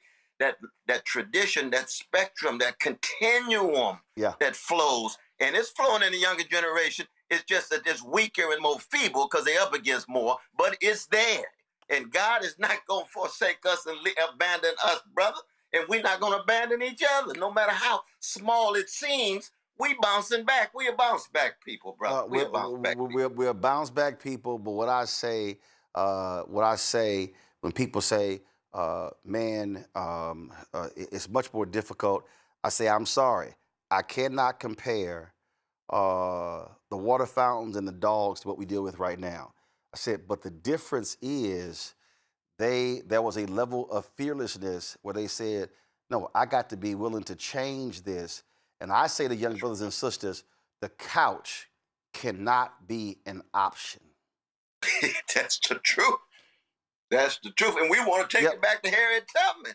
Back in the belly of the beast of barbaric slave plantations, each time, how did she go? Because she loved the people. That's it. She sacrificed. She served the people. It's much worse for Harriet than it is for us, even though we're dealing with this neo-fascist gangster of Trump and the Trumpism and all of the vicious white supremacy and predatory capitalism and imperialist policies around the world. But we have seen worse, brother. We got to keep swinging, that's all. Got to keep swinging. Also, got to keep reading, because if you don't read the history, you don't know where you've been, don't know where you're going. Dr. Cornel West, I appreciate it, Frat. Thanks a lot. Yeah, they love you, 06, brother. Yes, love sir. you, man. Thanks a bunch. We talk about sacrifice. My next guest, he knows that, Representative Jonathan Jackson, one of the sons of Reverend Jesse Jackson Sr. and Jacqueline Jackson. Representative, glad to have you here. First of all, our condolences on the loss of your father, an absolutely great man. Just share with people. I talked about this idea how you have to have a love of black people. And to my panel, get ready because y'all gonna be able to ask questions of Jonathan too. Talk about that. What did your dad make clear to you and your brothers and sisters about the love of black people and why he was in this fight? Because he was gone from home a whole lot, fighting for a lot of folk who didn't fully love him back. Yep.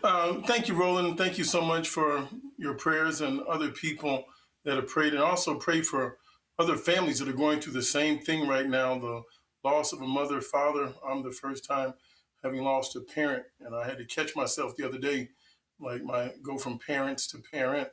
And so every day just feels just a little better, but the hole is big. And so for all those grieving, it's okay to grieve. I'm going through it right now. And I would tell you that my father, at the core, he's a minister. And he oftentimes told us that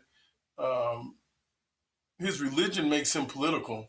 His politics doesn't make him religious. That if you follow the Gospels on feeding the hungry and visiting those that have been incarcerated and feeding the hungry, that housing the homeless, those are political priorities. And so that's where his compassion comes from. Very compassionate person. He's a minister at his core on his highest day and has all the frailties of any human being and all the love for Christ is what he lived for. And it's a selfless life. And so he told me he's a long distance runner, that he took his charge. He was 27 years of age when he was on the balcony, and Reverend Martin Luther King, his hero, his idol, his mentor and pastor, was assassinated, shot down, and he never looked back. He had a charge to keep and fulfilled that after he never stopped running. And so he never talked about that date. Only thing he didn't talk much about, I believe he was traumatized from it. And he never looked for a long distance planning. He had to deal with things that were spontaneous and have a goal in mind, but he never expected to live a long life. And so he just kept on fighting, stayed on the battlefield, and identified with the poor and those that were marginalized. Every child wants to have their life filled. They want their parents coming to their games, coming to their schools for recitals, pulling on them, pulling on them. But you had to deal with so many others all around the country, the world, pulling on him. I told the story the other night. I said, Reverend Jackson, the only person you could see at a black mama's house in Alabama in the morning, and then on the evening news, he's sitting with the Pope at the Vatican. I give you one story on that. The Haitians were being put basically into these same sort of camps that migrants are being put in now. And so we had gone to visit the Pope one day, and then the next day we were on our way to a jail by the time we got back to America to protest what was happening to the Haitians down in Miami. They were putting the Cubans into giving them green cards and work permits. They were locking up the Haitians that were trying to come to America. And I had to tell him one time, when I had to try to figure out the enormity of dad, shall I say, if I got in trouble at school, it was like a little motorcade, 3 or 4 cars. And of course, everybody at the school knew who he was. And the whole classroom, the whole school on half of the building would be looking outside the window saying, there goes Reverend Jackson, there goes Reverend Jackson. And I'm like, that's not right. Why are you coming? He's coming up to see me and everybody knows I did something wrong. I'm like, that's not fair. So I'm like, hey man, we gotta just send mom up to the school. Don't you come up here and blow this out of perspective. But that's dad. But he was tender. But he was tough enough to fight and to stand up for what's right. And by being a long distance runner, I'm saying he didn't seek corporate boards and other things. I'm not saying there's anything wrong with that, but always back to the streets, always back to the people. And thank you for the kind words and expressions people have given over the last couple of days. It's heartwarming. And the question was asked about the leadership. He didn't seek leadership, didn't choose it. I think it's an innate skill that some people have. He left being very, very hopeful. He saw a new group of young people, activists that have made it to the United States Congress. He sees and hears prophetic voices that are coming out of churches across the country. And so God will provide. He always said there was a God factor, that God is not through with us. It's a long distance journey. And I don't think it's right for people to think about a mantle being passed on. You don't inherit leadership. You don't have it because of your family. That's not what's passed on. It's time and circumstances and divine inspiration. So I am highly confident. It doesn't have to be one leader. It'll be multiple leaders. And so I don't think we should have our eyes set just on one person. God willing, that can happen. And if not, there's so many people that have the capacity to lead on so many levels. We don't need to have just one person at the top of a mountain. My panelist questions, Cameron, you first for Representative Jonathan Jackson. Representative, again, sending both my condolences and prayers to you and your family. Just as a point of privilege, a couple things. One, as also a PK born in Chicago, your father directly impacted my father after my dad crossed Omega Psi Phi and went into seminary up in Garrett. Reverend Jackson, your father spoke at the same church that he grew up in and was married in. And we have a prominent picture up in our house of that moment. And as my father's gone on to his career, he always harkened back on that moment. And I had the chance to see him several times during my time, decade plus ago on Capitol Hill, and always was inspired. And that's kind of where my question leans into is Reverend Jackson's presidential run, and so much that he did help shore up so much of the Voting Rights Act and help shore up so much and really expand that and that movement. That platform, even in the 80s, kicked in and had reverberations for decades to come. And we've now seen that under assault. I'm just, I don't know as much as a question or a statement, but his powerful speech, his words, his chant of "I am somebody," how much pride he instilled, not just in Black people, but people as a whole. I think we need those words and that energy more than ever. And I'm encouraging you to encourage your colleagues to kind of stand with that same backbone and that fortitude now that one of our giants has gone on to glory. But there's so much we can learn and I think be energized in the times that we're in now by his legacy and by your legacy, even being sitting in the halls of Congress and with an ability to affect that in real time. Well, thank you so much. Thank you for that statement. I had the opportunity to be the co-chair of the National Prayer Breakfast probably about 2 weeks ago now.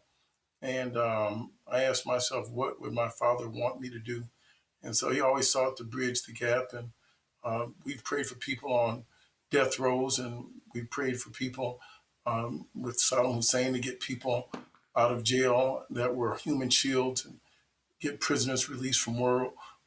So I believe in the power of prayer. So I wasn't afraid to be on the stage with the President Donald Trump and also speak truth to power.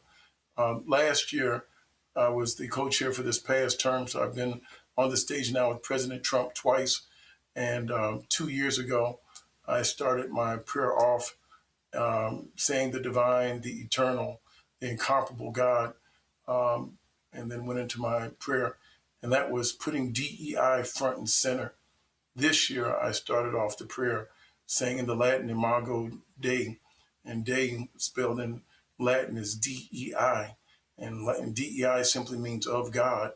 And so, no, Congressman Cleo Fields and I, my colleague from Baton Rouge, Louisiana, a dear friend of my father and great leader, we started the Congressional DEI Caucus. We didn't retreat. Started it 1 week after President Trump gave his speech. It's not the Black Caucus DEI. That's something separate. DEI means something good for all people. So we've got all races and groups in this. It's not just limited to members like the Black Caucus for the Black Caucus, which I 100% support, agree with. But also the Asian Americans have benefited. Females have benefited from it. So Tim Kennedy out of upstate New York, Mark Pocan out of Wisconsin, Ro Khanna out of California, Madeline Dean out of Pennsylvania. We made sure that it was reflective of America and all the beneficiaries could speak up and be a part of that caucus. So I try to carry on that legacy. I will never, ever, ever fill my father's shoes.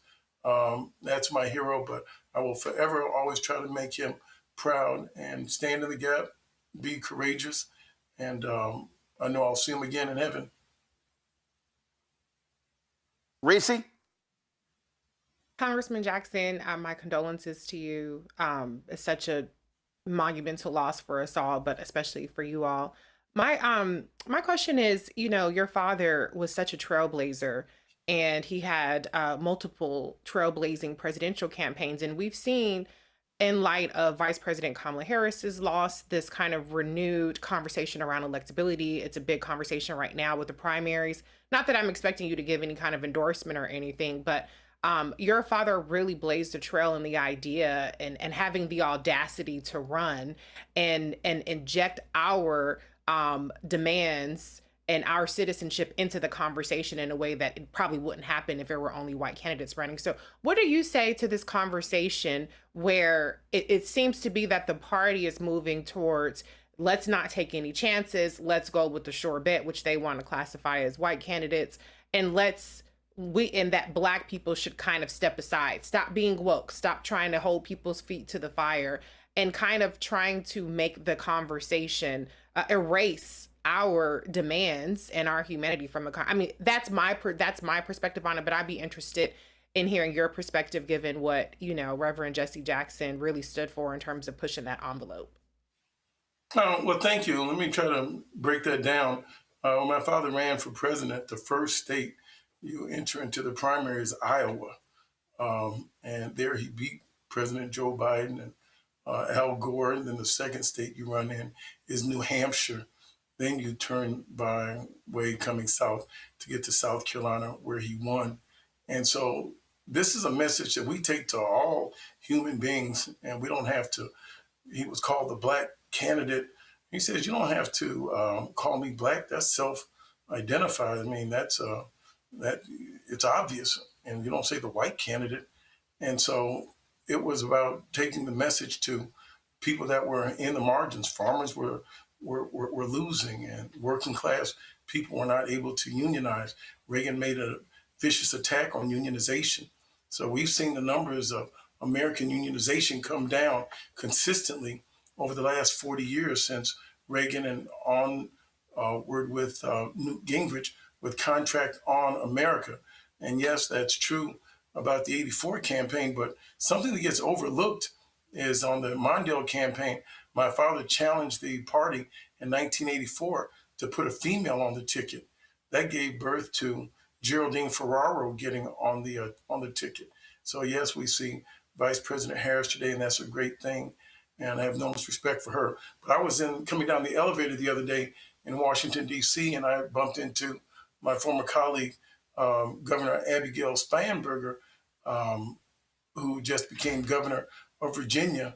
And she started telling me, she says, Jonathan, I'm a huge fan of your father's. When I was in 1988, I was making Jesse Jackson buttons.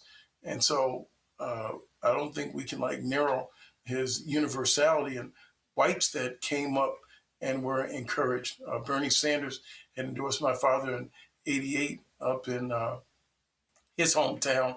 Jamie Raskin used to work at the organization. So there's a group of progressive leadership that came out that, comes from our tradition, the Black church, the Black community, but it's universal leadership. And so right now we have a dearth of leadership in the United States of America. I wouldn't say in Black America. White America has some leadership problems, and the leadership that they've chosen is not the best that we have to offer for the nation. Greg Carr. Thank you, Roland. And thank you, Representative Jackson. Add my condolences and celebration of your father's life as he graduates to ancestorhood. I know what it's like, particularly for a son when your father makes transition. So, we cover you, we surround you, and we know that he will be a powerful ancestor. We're going to pray him on over. Kind of in the vein of what we've been talking about so far, night before last, when we talked about your father for about 4.5 hours, one of the consistent themes that kept coming up was his approach to electoral politics. And I love how you framed that. His religion made him political, not the other way around. But I'm talking now, I want to talk a little bit and see if you can maybe share your thoughts on expanding the electorate. Clearly, there are enough people in this country to completely transform electoral politics if we can get them engaged. Your father was a master of doing that, and the people around him. What do you see going forward? And how can we expand the electorate, particularly when, as we know, the Democratic Party, even as it was transformed, pushed hard back against that expanding electorate that Jesse Jackson brought? to the table. What can we do to expand this electorate, get people registered, get people engaged, get people involved? Does it require the charisma of a Jesse Jackson, or are there other things we can use to supplement that? And thank you, brother. Well, thank you so much. Sorry for your loss, and thank you all for this outpouring. But listen here, I am so happy. I'll tell you one thing before I answer your question. When it was pretty clear my father wasn't going to be walking again, he was wheelchair bound, I was leaving the doctor's office with him and kind of say it. And the doctor was pretty much saying, we got to give him a better wheelchair and things like that. And my father looked at me and smiled and said, I'm going to walk again. And I'm like, okay, Dad, as we were trying to get him to therapy. And then he looked at me and smiled and said, in heaven, there are no wheelchairs. And so, he was just a very eternal, optimistic person. And what did he tell me? He says, we have to do voter registration, massive voter registration. We have to overwhelm the polls. Vice President Harris received 75 million votes. Roughly, President Trump received 77 million votes. And 90 million people did not vote. None of the above won. That was the margin of our despair. There were roughly 5 million people that have paid their debt to society that have now been taken off of the voter rolls, that have been made into permanent second-class citizens because they don't have the right to vote. So we have to restore citizenship to people that paid their debt to society. That's an issue that I'm going to have upcoming, that I want to find a pathway to people that have come to the country and they can dream, but I also want to have something for the believers. I would saw the migrants as the dreamers and the African-American community as the believers. We fought in every war. We've never stopped. And if you've paid your debt to society and we're disproportionately locked up and then paid our debt here again, how is it that we don't get our full rights restored of citizenship? You're not a citizen if you cannot vote. 13th, 14th, 15th Amendment. 13th, abolishing slavery. 14th, equal protection under law. 15th, the right to vote. Well, if you lose your right to vote, you can't sit on a jury, which means you can't get equal protection under the 14th Amendment, which means you are a derivative of some form of slavery. So yes, we have to make that a popular cause, and we have to make voting a family tradition. Education, he would tell you, has to be a family tradition where you turn off the television, sit around the table, and the family reads together. We have to make voting a family tradition before we talk about the barbecue and the picnic and having all of the things. Do a voter registration drive in your own house and check people's voter registration cards before they come into the house. We have the power, and people have died and have suffered too much. And so don't do less than your best, he would tell me all the time. And that's what we have to do. We have the numbers. And so under this current administration, because they can't get their numbers up, now they're going to start voter suppression to try to take our numbers down. What does that tell you? We have the numbers. Why is there the attack on DEI? Because it was so successful. And so they started dismantling. And who did they attack first?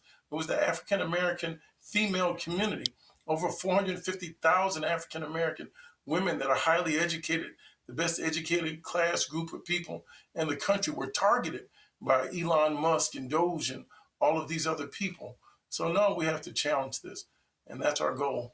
Well, Representative Jackson, you talk about making the family affair. That's the reason why when we got our news set, I said, well, I don't want just the colors. I hit up my man Leroy Campbell, the great artist. I got a lot of his work at home. And so I said, Leroy, I need something for my set, for my news desk. He said, I got a great idea. So he printed out on canvas his artwork, Remember to Vote. And so if you see this art, so this is, every time we go live, people see this. I love it. They don't realize that artwork is showing every facet of Black America. It's the kids are there. You see Big Mama. You see a father. You see a daughter. You see a mama. You see young folks. And that's exactly what this artwork, we have it on both sides of our news desk for that very reason. And that's what we show it every single day. So we agree with you 100%. Congressman, I got a couple of text messages. I know the email went out, the post went out yesterday. there have been some alterations made to the funeral schedule. And so there'll be celebrations in Chicago, South Carolina, and D.C., correct? Yes, sir. So if somebody preempted that, so call that fake news. Sorry for that misinformation, but we're going to get it out. South Carolina legislature have honored him by asking him to lie in state in the rotunda of South Carolina. And that's so huge when you think about Charleston and the slave ships and talk about the Jim Crow South my father grew up in. He got arrested in South Carolina trying to use a public library, couldn't use, my grandmother and great grandmother couldn't use public bathrooms, had Negro and white folks bathrooms. And in his lifetime now, for a son of South Carolina to be in the rotunda, the same state capital that had no Negroes, no Jews, and no dogs signs when he was a child, is truly an honor. So we want to honor his home state, and we're still making some arrangements for Washington, D.C. So please give me another 24 hours, and would love to get people all the information out, and every expression of kindness we're grateful for. Well, absolutely, and so we will let our folks know about that as well. Representative Jonathan Jackson, I certainly appreciate it, my brother. Thanks a lot. Thank you, Roland. Love to everyone. Thank you for honoring my father, and God bless your family. Absolutely. Keep hope alive. Yes, sir. Yes, indeed. Folks, yesterday at the news conference, Jonathan's brother, former Congressman Jesse Jackson Jr., had some words to say to the media about how they have always portrayed Reverend Jackson. Check this out. Associate myself with what Ashley had to say, but let me also be candid, because I'm old enough to remember, along with Santita and Jonathan, all of it. Come on. The caricature that you've created as a media of who our father is not the reality of who we know him to be. So what's happening now on social media is a more accurate depiction of the work of Jesse Jackson, and it's happening and occurring without you. That's the truth.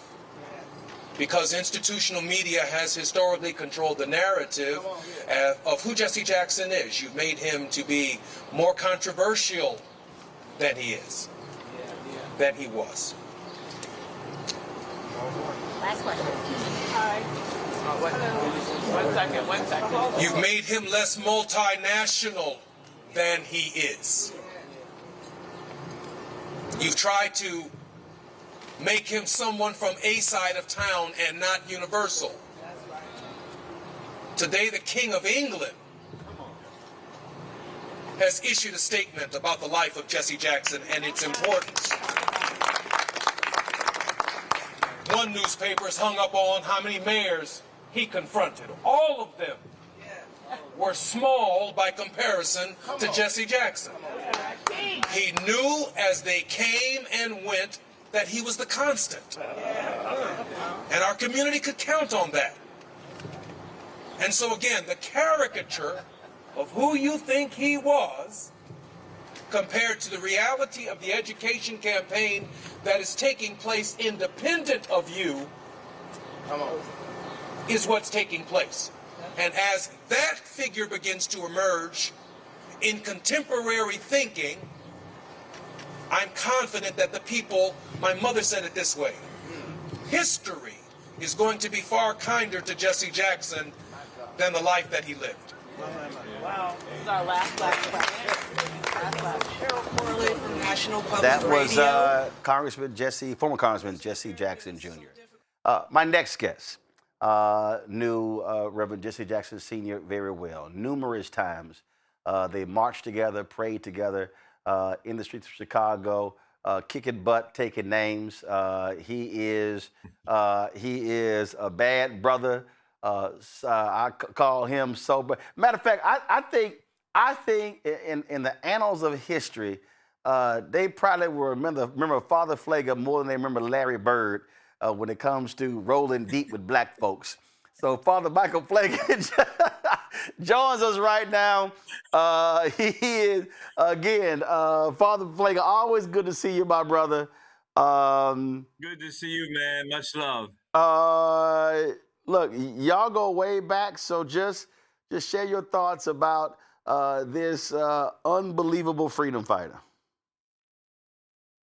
Well, we do go way back. When I first came to St. Sabina's back in '75, you know, Reverend Jackson always had Christmas Day. Everybody dropped in his house Christmas Day, in and out all day long. And somebody invited me to go over there to his house. And I went and shared in the conversation along with others. And when I was leaving out, it was the first time I had met Reverend. And when I was leaving out, going to my car, Reverend came outside and he said, first time he ever said it, and everything he called me every day since, Pfleger, Pfleger. I said, yeah. He said, come here. And he said, you know, I'm always very skeptical and discerning of why people coming in the Black community till I know about them and know if they're committed or not.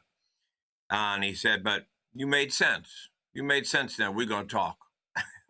And sure enough, the next week, we sat down and had a long conversation. Ever since then, you know, the kind of guy he was, Roland, was, remember one time we got arrested together at Chuck's gun shop. And we're sitting in jail out in Riverdale. And he turned to me and he said, Pfleger, what are we going to do next after we get out of here? I said, Reverend, let's get out of here right now. But that was the kind of person he was. But he, and a lot of times we hear about, you know, or heard in the news stories and the rest about, you know, the doors that he opened and the jobs he called and the positions that people got because of him. I mean, he literally confronted the Democratic Party. He made it a more inclusive party.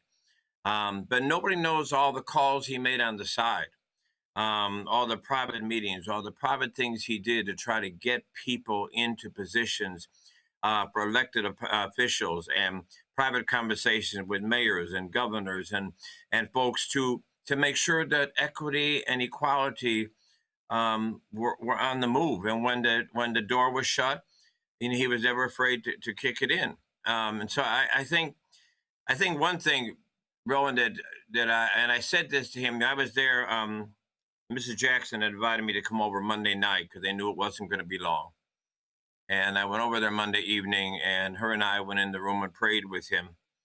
One of the things I said to him, they believed he could still hear. I don't know if he could or he couldn't, but I told him, I said, you know, I don't believe you were ever appreciated the way you should have been in this country, in this city. I said, but know that God was watching, and God was seeing everything you did. And while you may not have gotten the applause you deserved here, that in heaven, there was a deep applause going on. We laid I'm seeing the picture there of the room 306. We, at 50th anniversary, he and I laid the wreath together outside of the room 306.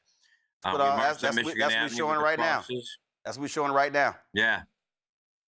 Yeah, I see that. And when we shut down the Dan Ryan, you know, he said, I'm going to go with you.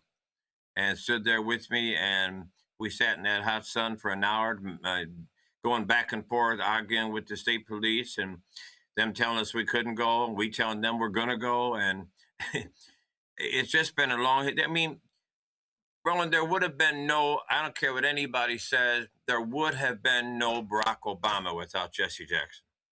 Oh, I mean, we walked through the other night. We walked through all of that, explaining to people just the reality of how the situation was set up. If you won, we're going to take all. And if you won the large states, the reality is, in 2008, Hillary Clinton won California. She won Texas. She won Ohio. She won Pennsylvania. She won New York State. She wins New Jersey.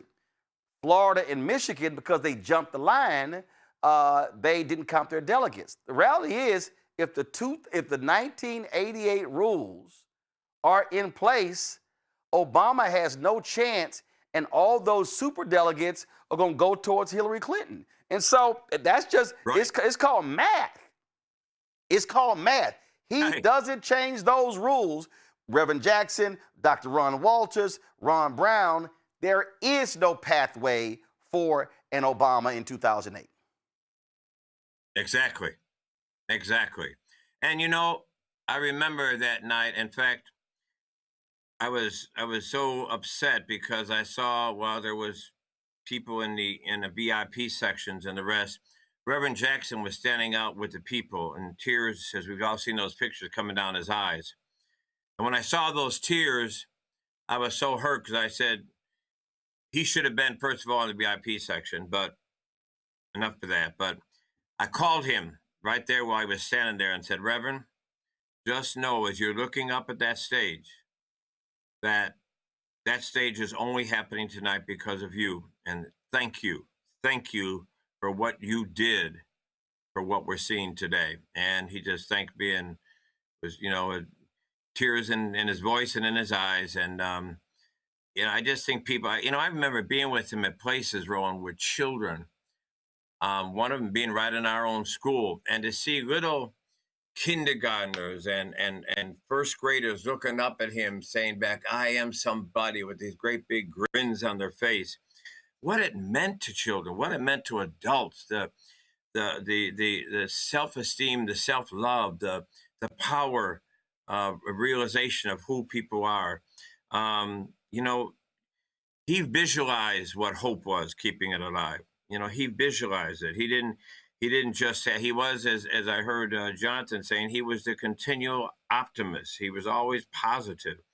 And when, I remember having a conversation about some things with him about, well, how is this ever going to happen? He said, well, we just find a way to make it happen. That's all. This was Reverend Jackson. That's who he was. To your point, this is Reverend Jackson right here when he's on Sesame Street. And that's also the thing I don't think people, he was a tremendous pop culture figure. We talked about it. On SNL, on Sesame Street. In fact, we're going to play it after our interview, on A Different World. And so that's what people really don't understand. And listen, everybody talk about Nancy Reagan's sitting on the drugs. No, Reverend Jackson, down with dope, up with hope. That was stuff that was being repeated and reframed. So in many ways, it's a mantra. There are folk in the religious world often talk about repeating certain phrases that essentially is a prayer. And so when you begin to repeat that, you begin to believe that, well, that's what he was actually doing. And a lot of our folk don't, and I think people today have to recognize times. Reverend Jackson is really coming of age in the 70s and 80s. King is assassinated April 4th, 1968. If you talk about, let's just say Reagan gets elected, inauguration is 1981, that's just almost 13 years after King has been assassinated. We're not talking about a long period of time. So that period of the 70s and the 80s, we were still operating. Again, I was born November 14, 1968. Reverend Jackson runs in 84. I'm 15. So that whole phase, he was speaking to a post-civil rights movement generation while also representing that baby boomer generation that was alive and present during the Black Freedom Movement. Absolutely. And, I've said it here in a couple of interviews in Chicago, and I know we're doing it at our school. I said, one of the things to note with all the information you just gave us, I said, every school in Chicago this week should be having their students Google and research Jesse Louis Jackson Sr. and write something about that they learned about him. We cannot let happen here what we've allowed to happen with King. Ask young people about Dr. King. Oh, I have a dream. Right. One speech. People need to know. Yeah. Right. And only one part of that speech. But we need to do research him. I said, there's two things. Somebody asked me in an interview the other day, so what's two things you think as we mourn his loss? I said, two things are this. Number one, we should have all of our children researching Jesse Louis Jackson. So every child in school from kindergarten to senior high school learn something about him in depth and all that he did accomplish, and all he stood for in this nation, then just keep hope alive. Secondly, we need to make the midterm elections in this country the tribute to Jesse elections. If there's any insisting on Roland, It was registering to vote and vote. We want to honor him. Let's honor him by saying the midterm elections, we're going to register and we're going to vote in honor of Jesse Louis Jackson Sr. Yeah. Comments from our panel. Greg, you first. Thank you, Roland, and thank you as always, Father Pfleger.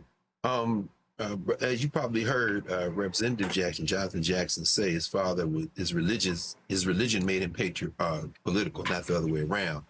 I think about you. I think about our dear friend and brother and elder Jeremiah Wright and others who are, truly spirit warriors who are not politicians, but who have involved themselves in the political universe. Could you give us your thoughts, if you don't mind, about the nature of the spiritual warfare that's going on in this country, and how folks who are calling themselves Christians are really engaged in a form of, I wouldn't stop short of calling it evil, and maybe give us your insight as to how we should push back and fight, drawing from the tradition that you work in, the Reverend Wright works in, and the Reverend Jackson worked in. And thank you. Thank you, sir. I really believe that this is a moment right now in this country for what's going to be the future. It's a crossroads. What's going to be the future of institutionalized religion? I think institutionalized religion is right now at a point where they're going to either become relevant or they're going to become non-existent. I believe that the Christian white right has been allowed to change the narrative, hijack Jesus, and redefine the Bible because we've been so quiet.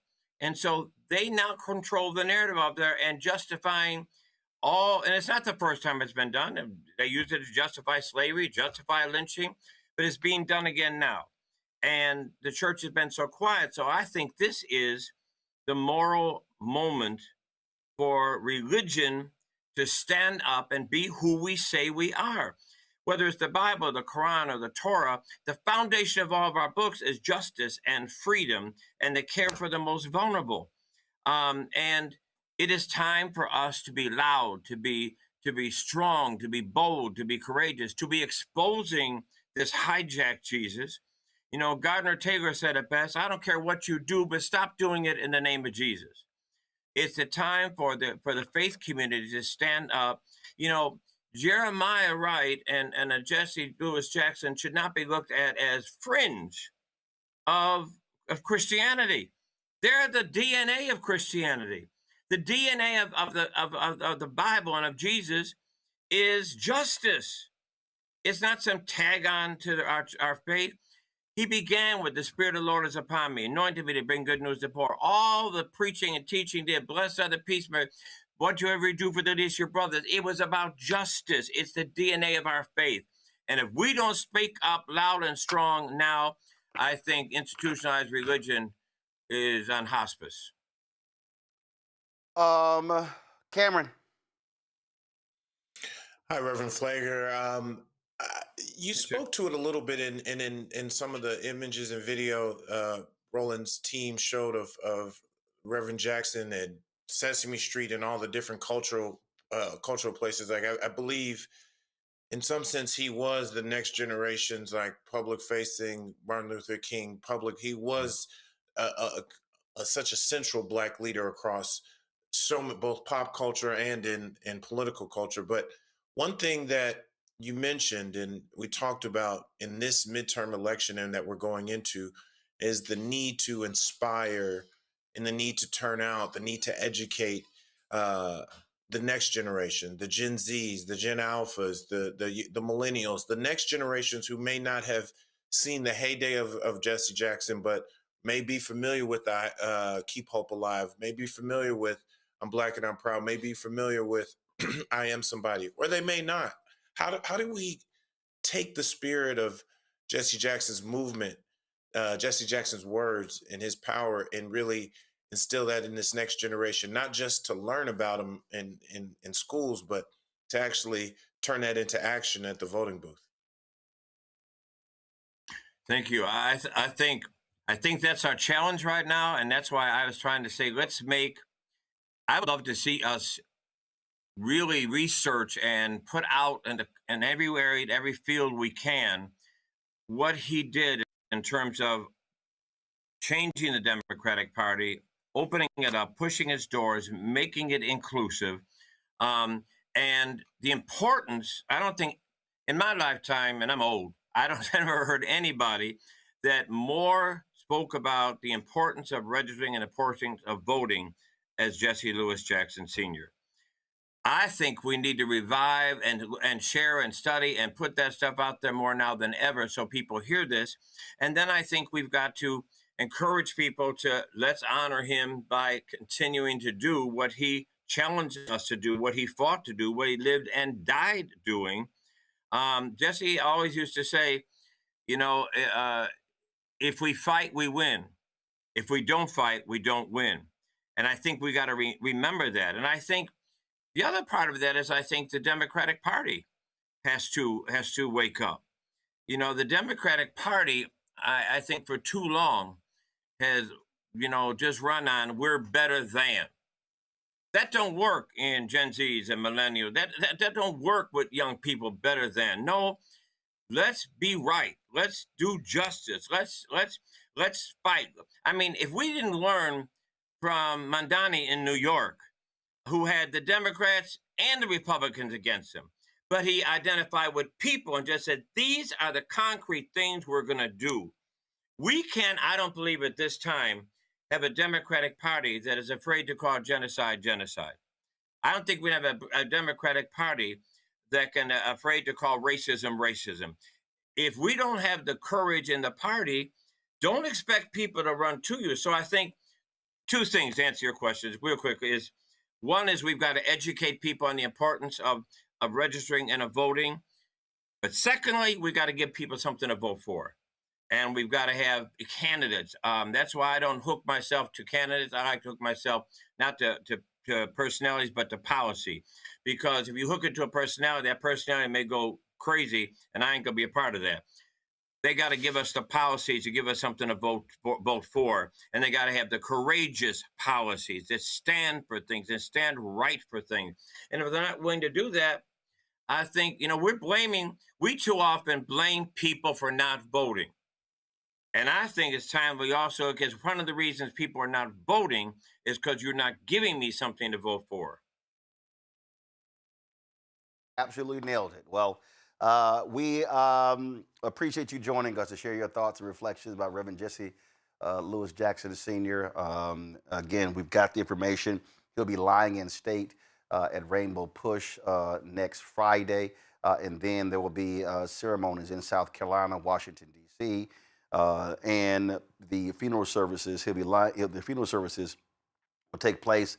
The People's Celebration will take place on March 6th at the House of Hope in Chicago, and then there will be a private ceremony on March 7th at Rainbow Push there in Chicago, which of course was his base of operation for the last 50 years. Father Pfleger, we certainly appreciate it. Thanks a lot.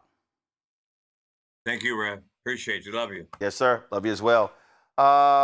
Folks, that is it for us.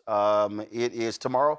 First of all, let me thank Reese, let me thank Cameron, let me thank Greg for being on today's show. Folks, thank you so very much. We are going to, hey, what was the video I was going to play? I was going to play something afterwards. What were we going to play? Oh, yeah. So let's go ahead and play that there. This was when Reverend Jesse Jackson was on A Different World. Now, first of all, that was this one. The setup was when he came in, Dwayne was like, you know what, you look like that guy, Reverend Jackson.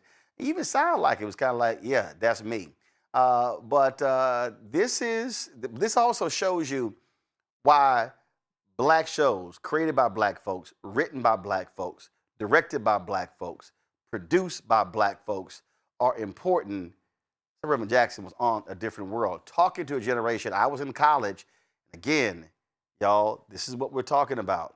Think about it.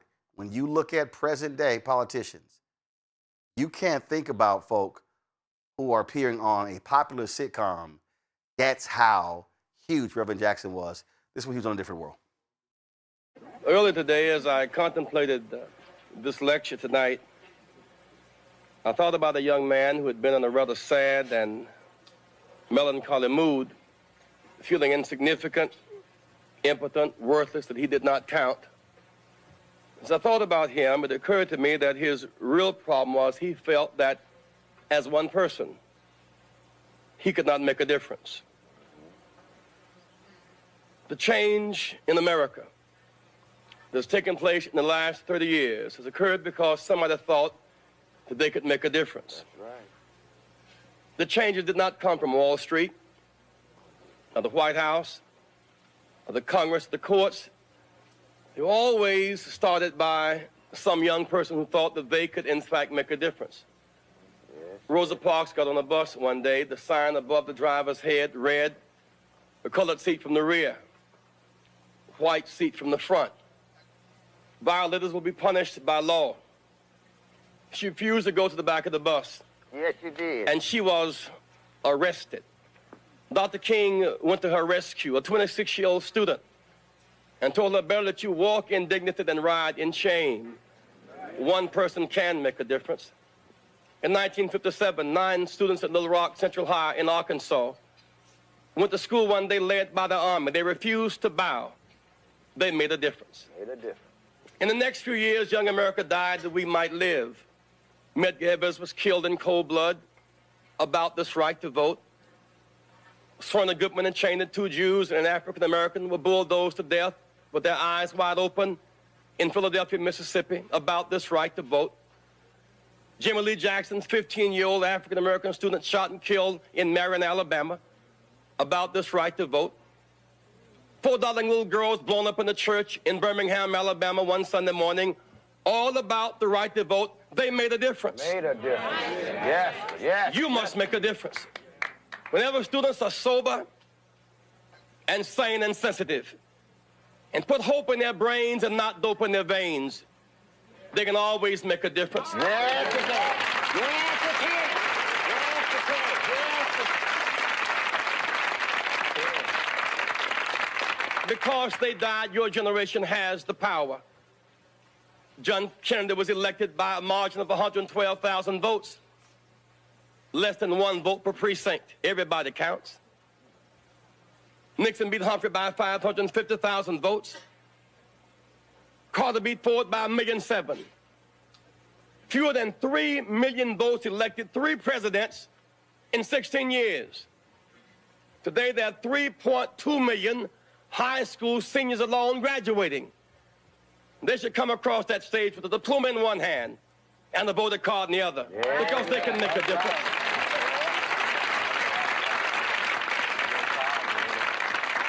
12 million college students must vote. You have the power. You must not have the attitude. Yes. It's not my aptitude, but my attitude that determines my altitude or how high I will go. Yeah. My mind is a pearl. I can learn anything in the world. Just because it rains, I don't have to drown. Well, I may have been born in the slum, but the slum was not born in me. I can rise above my circumstance.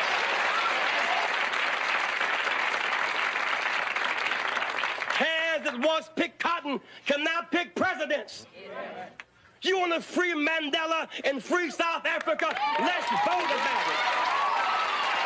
Let's vote about it. Folks, Reverend Jesse Jackson on A Different World. That is it for us, folks. I'm going to see you tomorrow. I'm going to be broadcasting from College Station, Texas. Look forward to being there with my Alpha brothers. And so flying to Dallas to vote, and then driving down there on Sunday. On Sunday, I'm going to be speaking. That's Black History Month program, 10 a.m. On Sunday. I will be at Corinth Church. Located at 4901 Providence Street. So we have the graphic for you there as well. So look forward to that. Folks, that's it. Don't forget, support the work that we do. Join our Bring the Funk fan club. And that if you want to support us, via Cash App, use the Stripe QR code. You see it right here. That's also for credit cards. Also, of course, checks and money order. Make it payable to Roland Martin Unfiltered. P.O. Box 57196, Washington, D.C. 20037 0196. PayPal's R Martin Unfiltered. Venmo is RM Unfiltered. Zelle, Roland at RolandSMartin.com. Roland at RolandMartinUnfiltered.com. Download the Black Star Network app. Apple phone, Android phone, Apple TV, Android TV, Roku, Amazon Fire TV, Xbox One, Samsung Smart TV. Be sure to get our Roland Martin unfiltered gear. Go to shopblackstarnetwork.com. Shopblackstarnetwork.com. And of course, you can do that. And of course, we also, our hats, t-shirts, all of our merchandise, you can check that out. Then of course, y'all, we've got all of our black-owned products. And so all the products that you see right here are our products. And so all of this is available on shopblackstarnetwork.com. We've got, you name it, our candles, our facial, we got creams, we got sauces, seasoning, all sorts of stuff. Everything you see right here are black-owned companies. So go to shopblackstarnetwork.com. Don't forget, download the app Fanbase for the as well. Folks, that's it. I'll see you tomorrow right here, Roland Martin Unfiltered on the Black Star Network.